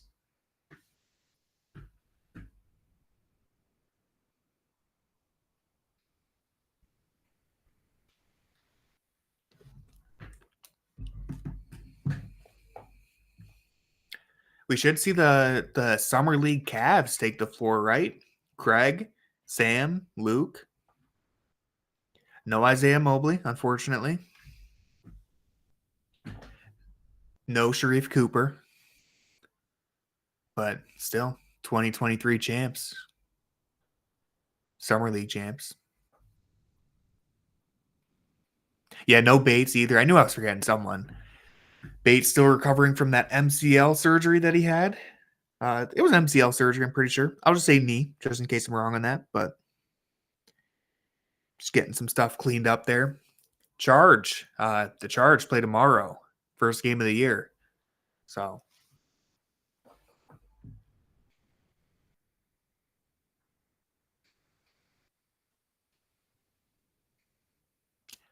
I wonder if that will impact how they choose to play. I'd assume not, but The Charge do play at noon tomorrow. They play at 12. So quick turnaround.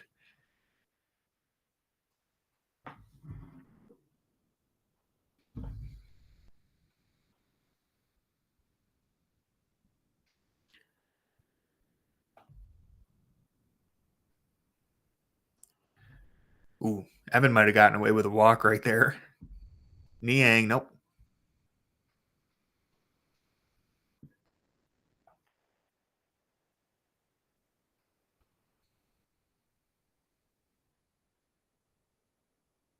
Ah. Awkward player right there.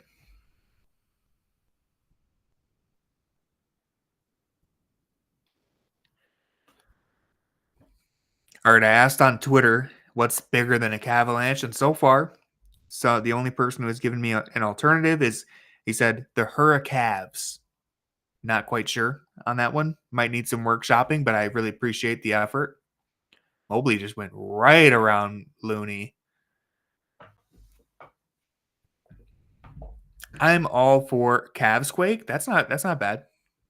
Cavs, the Cavs catastrophe. I think that's for those are for bad Cavs moments. I think the Cav catastrophe, but I do like that one. I've used that one before. It's very fun. This is the opposite of that. But what was I about to say? Oh, I'm all for Mobley running it up in garbage time. Get your stats. Put up 25. The agenda comes first.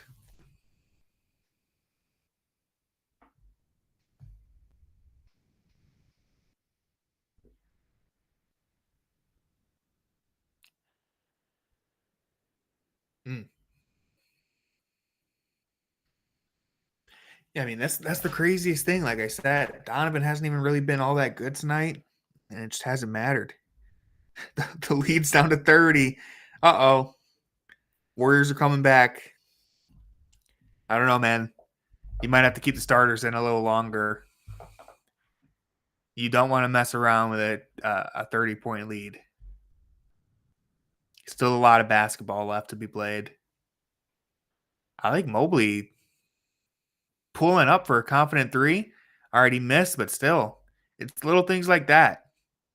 The process over the results there. Not that you want a possession to come down to Mobley dribbling for 10 seconds, then taking a pull-up three, but it's just stuff that you never really saw before for this Cavs team. Letting the players feel confident like that involved, it's really great.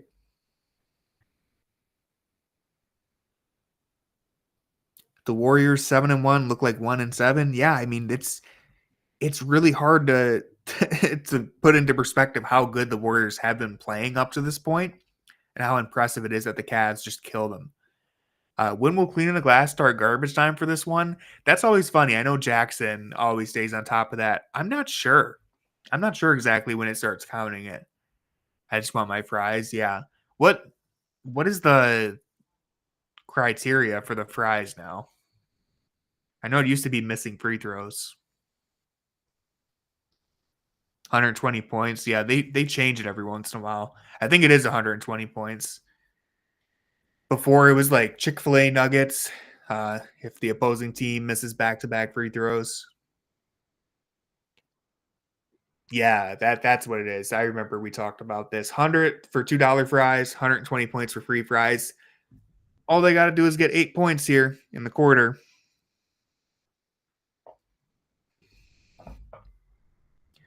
Someone on YouTube says Curry selling my parlay, bro. Just can't hit 3 threes. That's tough. That's tough. The parlays always come down to the one that you felt most confident in. I'm sure you probably thought Curry 3 threes was a lock tonight. He's only got 1 3. I'm gonna keep it real with you, man. I'm rooting for you, but I don't know if Curry's gonna play again. So that parlay might be dead, brother.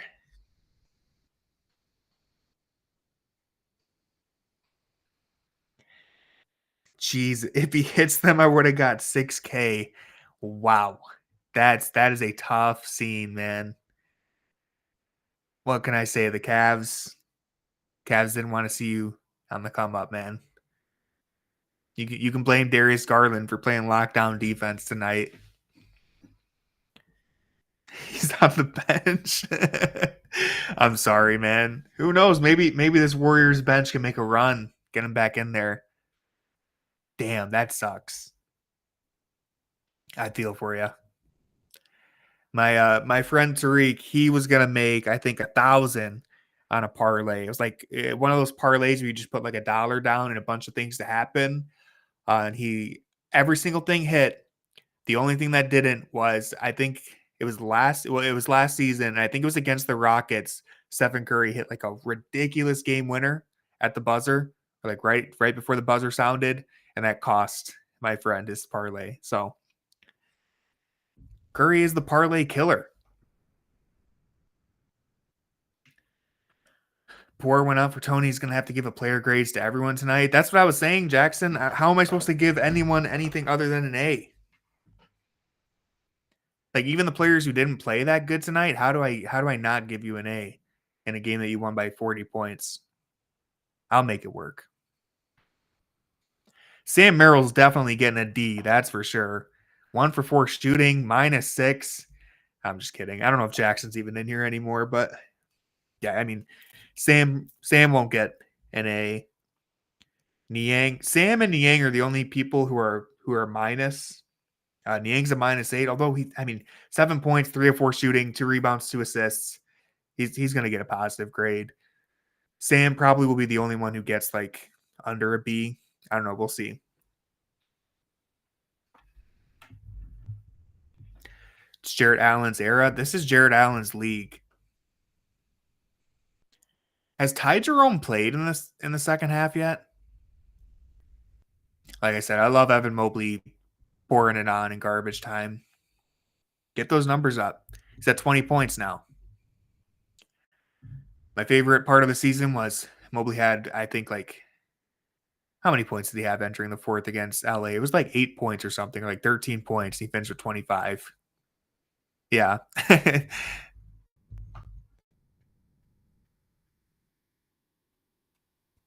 That was a good pass by Niang.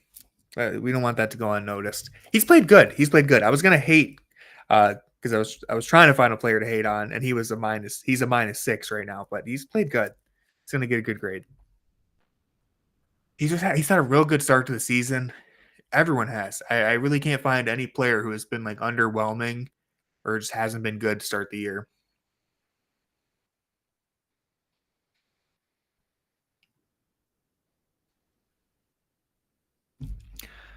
Well, Talon, the guy on YouTube, Talon, if you are at the Cavs game, you may have lost out on 6K, but if they score 5 more points, you get free French fries. So you got something to look forward to, hopefully.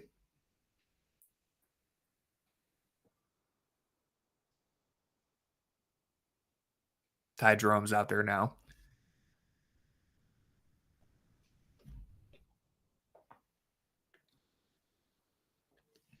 D'Anthony Melton's a good pickup for them. He has been a good contributor. Again, it's hard to put into perspective how good the Warriors were playing up until this game, but there's good players out there. They have good players on their team. I'm actually still a Moses Moody believer. I think he's going to be a really solid role player. Hasn't quite been that yet, but I just feel like he has such a well-rounded skill set. 3-point shooter, perimeter defender, does a lot of the little things. He's a good piece for them. And I think he's still going to be. I got some stock in Moses Moody. And he's only 22. I had to double check. I thought he was still young. I still got a lot of stock in Moses Moody.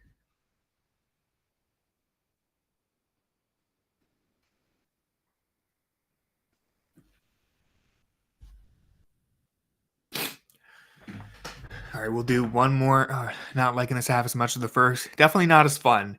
I'm gonna do one more box score watch, and then I'll talk about this half in a second. So Mobley has 21 points now. Coro still at 16. Allen 11 points, 10 rebounds, another double-double. It's basically a nightly occurrence for him. Garland 19 points, 6 assists, 3 steals. Mitchell only 12 points, 5 rebounds, 4 assists. Ty Jerome led the team in scoring off the bench, 13 points. Nothing too interesting other than that. Dean Wade in his return has 3 points in just 9 minutes of playing time. He's got a block, an assist, 3 rebounds. Love to see him back out there. The Warriors, real quick, they're led in scoring by Jonathan Kuminga, 21 points. Steph had just 12. He was a minus 25. Nothing else really worth noting. Buddy Hield only 3 points, usually a Cavs killer. So great all around game. And yeah, this half hasn't been as exciting. This half has kind of fallen into that boring stage where the game was over at halftime. And even though the Warriors played a little better, everyone knew that there was no chance they were getting back in it. So they're really not even trying that hard. Cavs don't look like they're trying that hard, especially now. But that first half was a lot of fun. I'll tell you that much. That first half is legitimately one of the most fun halves of basketball I've ever seen them play. And also the Cavs 18 3-pointers now. So the record is probably off the board. But what do they have? Like 14, 15 at the half? I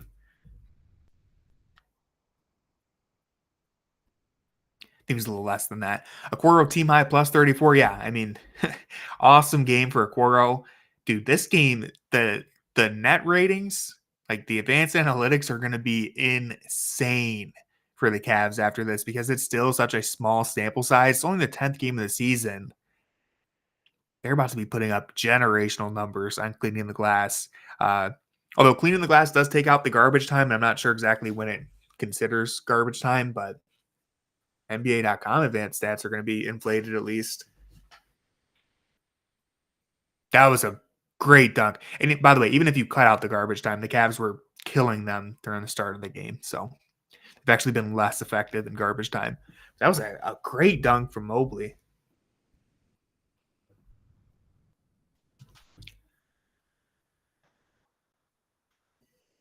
Ty Jerome over Curry. I agree. They should have kept Ty. Niang on a fast break. You don't see this very often. A lob. Yeah, that was crazy. I really can't remember the last time I've seen Niang in open floor handling the ball. Don't see it very often. He was wild for that. That was a crazy lob.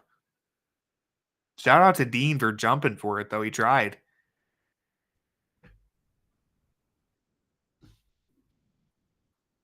Nice acrobatic finish.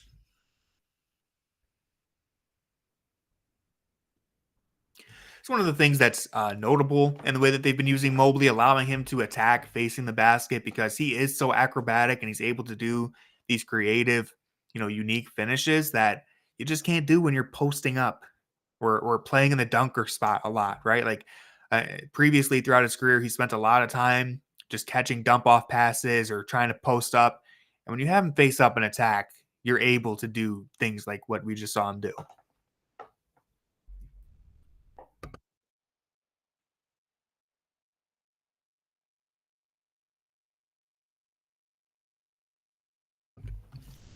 22-point game. That parlay is creeping its head.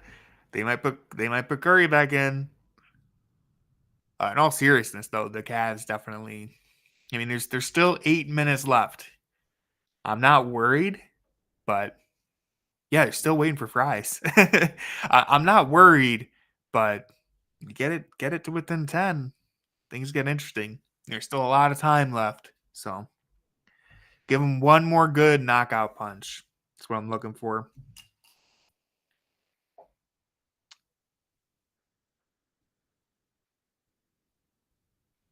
Oh my God. Also, completely unrelated to the Cavs, but I just opened Twitter. Rest in peace, Tony Todd. Horror legend, horror icon, the Candyman. Rest in peace. Wow. That just happened. That is very disheartening. R.I.P. Tony Todd.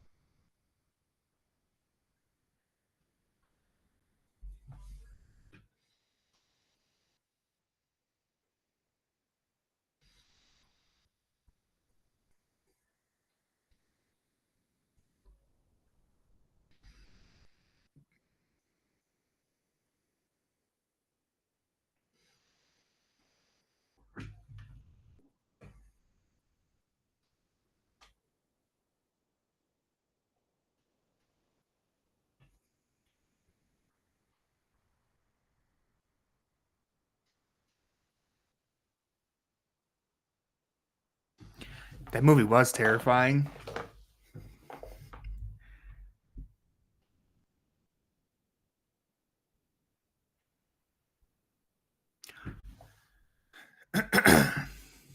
Yeah, sad news.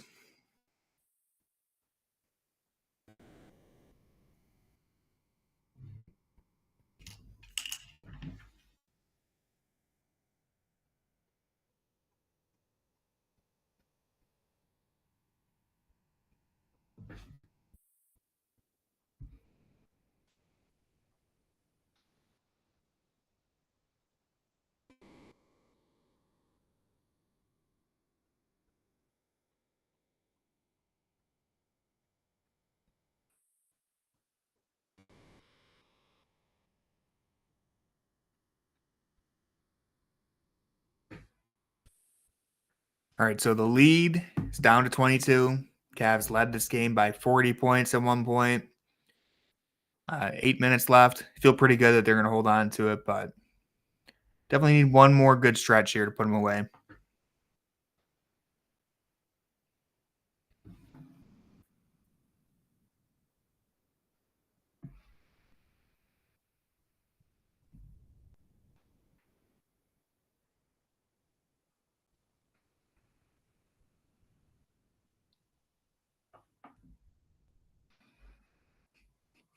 One of the funniest parts of the start of the season is just every single game, the fans asking what was JB Biggerstaff doing with this team. Yeah, I think losing this game after being up by 40 would be the worst loss, and it would go from the best win in the best start in franchise history to the worst loss, just like that. But I'm not worried. I'm pretty sure they got this one in the bag.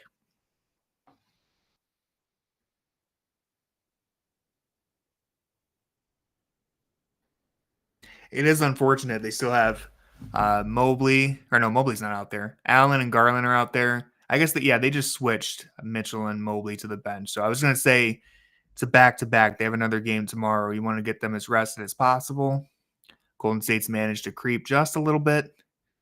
So the Cavs have to keep their guys out there. But they've still managed to keep the load down. I mean, no one's played more than 26 minutes. So can't complain there.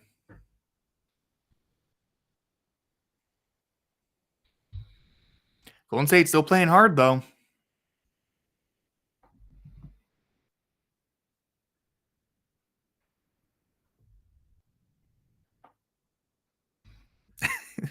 They've been right on the edge of getting those fries for the whole quarter. Even Ty Jerome's missing now.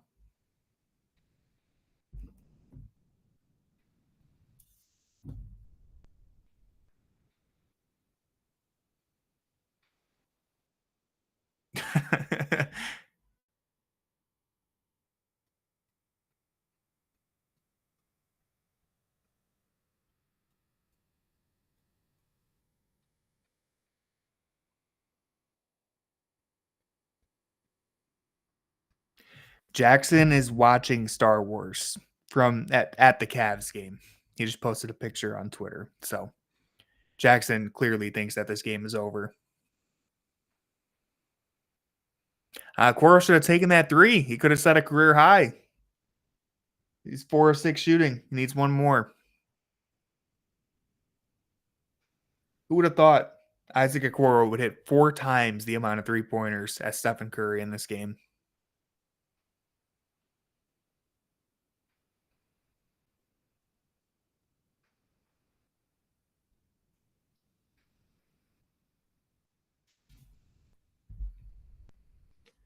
Cavs have 7 points this quarter. They scored 39 in the first, 44 in the second, only 29 in the third. Now 7 points. They're very much just burning the clock and not really getting many good shots. But Ty Jerome floater, 1 point away from French fries.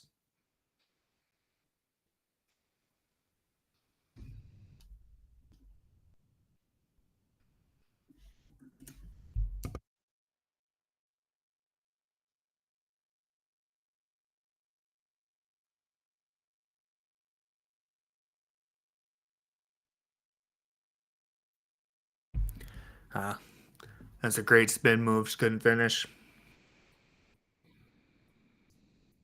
I'm getting upset. The Warriors are still playing very, very hard. I was wrong when I said that they looked like they were ready to go home. I mean, granted, this is the second unit. They got a lot to play for. They're playing very hard. 18-point game. I mean, definitely got to take care of business here now.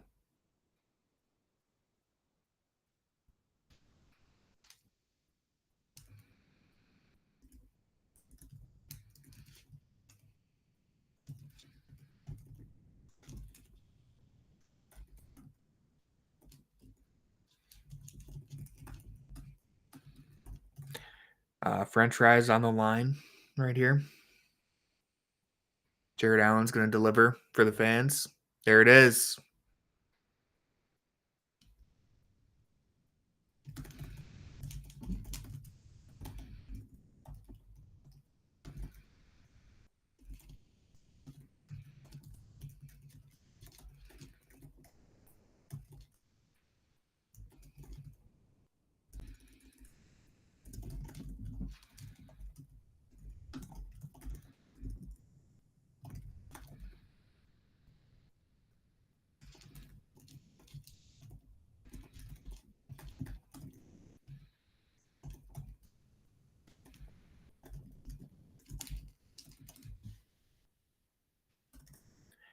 Yeah, like I've said a few times, they really just need one decent stretch and the game's over. Even just these two trips to the free throw line, if they can get a couple stops, it effectively ends the game. I mean, it's pretty much already over, but Warriors made a little bit of a run there. Made it somewhat interesting.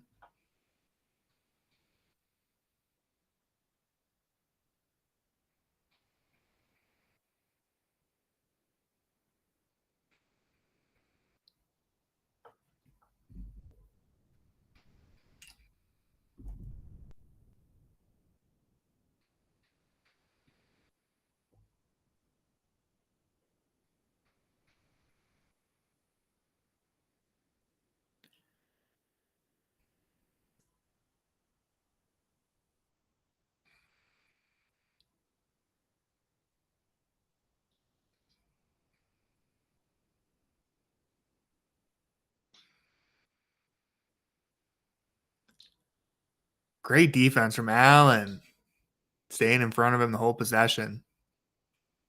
DG, Allen again. Oh man, got to make that J. Ty Jerome.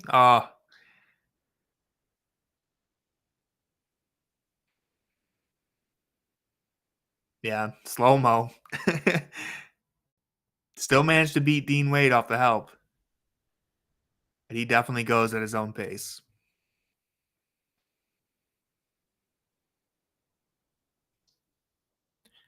Nice little pull up. Ooh, left it really short. Yeah, I'm calling it. This one's over. Under 5 minutes to play. Of course, DG turns it over right as I say that. Milk the clock for a couple extra seconds there, though. Heads up play. Don only has 12. Think about that. I know. It's crazy. I know, it's only a 20-point game now, but they were just blitzing this Warriors team from the start. Wasn't close. I'm pretty sure they jumped up by 17 like within the first couple minutes of the game. Ended up ballooning to 40. It was a wild first half. Second half has been a little conservative. The Cavs haven't really, they definitely slowed the tempo down. The Warriors finally got back in it. They had, some dignity and pride on the line. It's been a very sloppy second half for the Cavs. But if anything would have looked sloppy in comparison to the first half that they had. So, really not complaining. It was a fantastic game. Ty Jerome, 17 points off the bench. Yeah, I agree. I expected Kenny to empty the bench at the beginning of the fourth. The Warriors emptied their bench. You would have had some more energy for sure. Those guys obviously have a lot to play for. I don't think Luke Travers is active. So I think that's a big reason for it. JT Thor isn't active. Uh, and so I guess the energy would have been coming from Tristan Thompson. Craig Porter would have played hard. I think, yeah, Jalen Tyson, I believe, is active. Yeah, he's active. So you would have got some energy there, but I'd assume because Travers and Thor, I believe, are playing in tomorrow's Charge game, that maybe they didn't want to run him into the ground. I don't know. But regardless, they got the job done.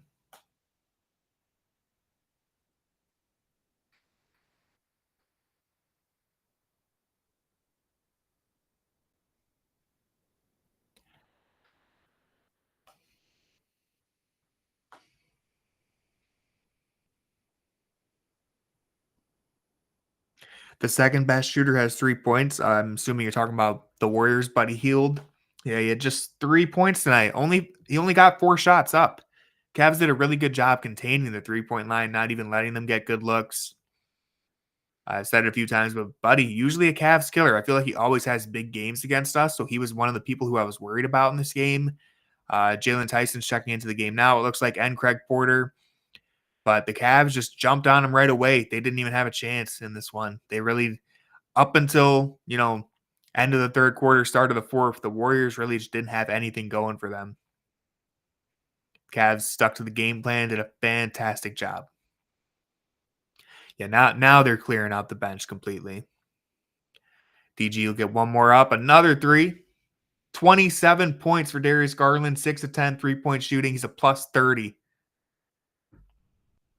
130 for the 5th time. Yep. They did it just 3 times last season. 3 times out of 82 games. They've done it 5 times already. Half their games so far this year. It's a very different Cavs team. I hope that this game was the statement that everyone thought it could be. Hope that the national media and everyone else starting to wake up and realize that this is a new Cavs team. They've always been a good defensive team, but now they can hang 130 points on you on any given night, 83 points and a half, doing things that the franchise has never done before. And this is a franchise that had LeBron James for 11 years. They're doing things that no LeBron-led team was able to do. They're about to be 10-0 at the highest scoring first half they've ever had. And it's all because of Ty Jerome.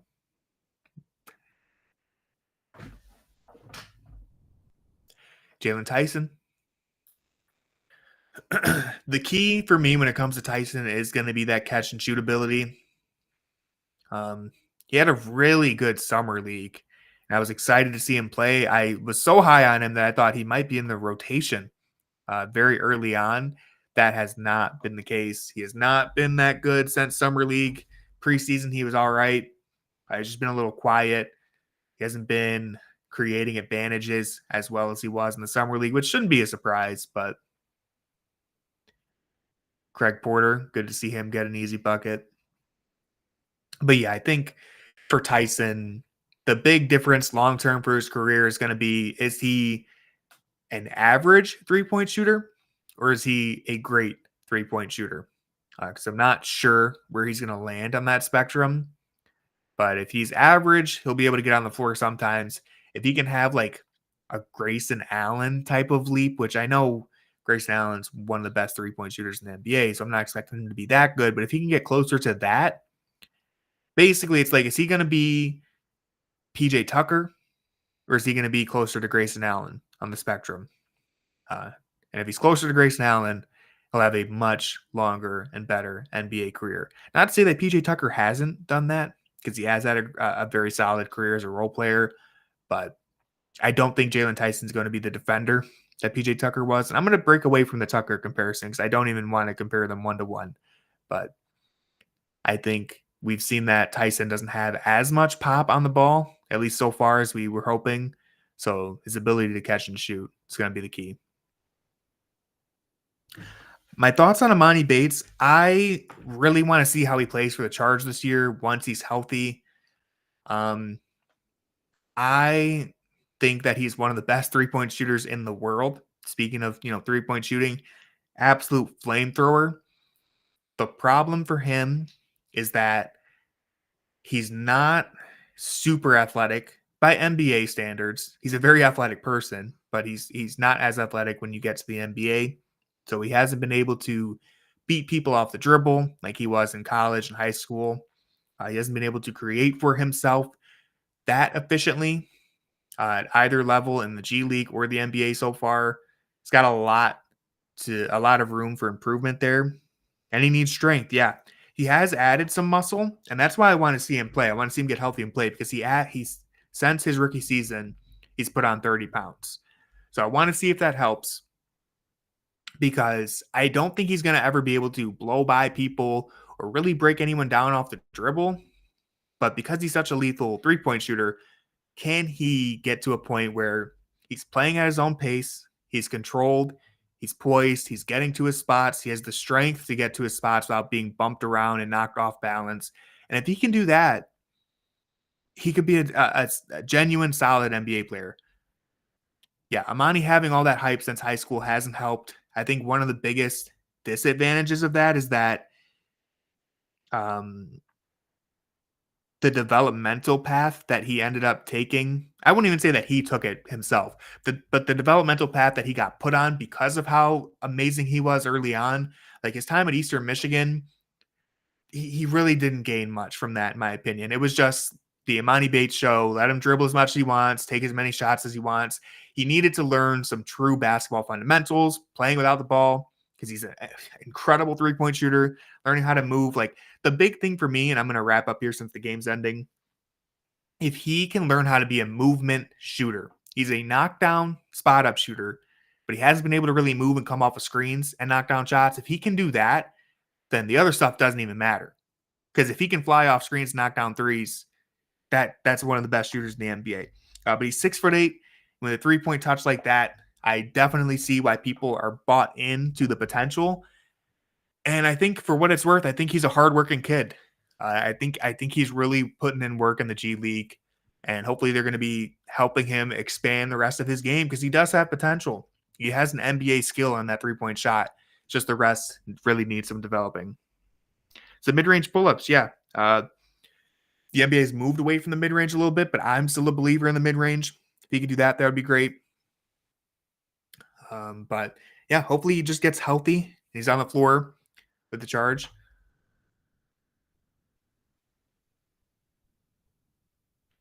And yeah, 136-117, the Cavs. Dominant win. Led in scoring by Darius Garland with 27 points. Jerome had 20 off the bench. It was just a great game. They held Stephen Curry to just 12 points. Buddy Hield only 3 points.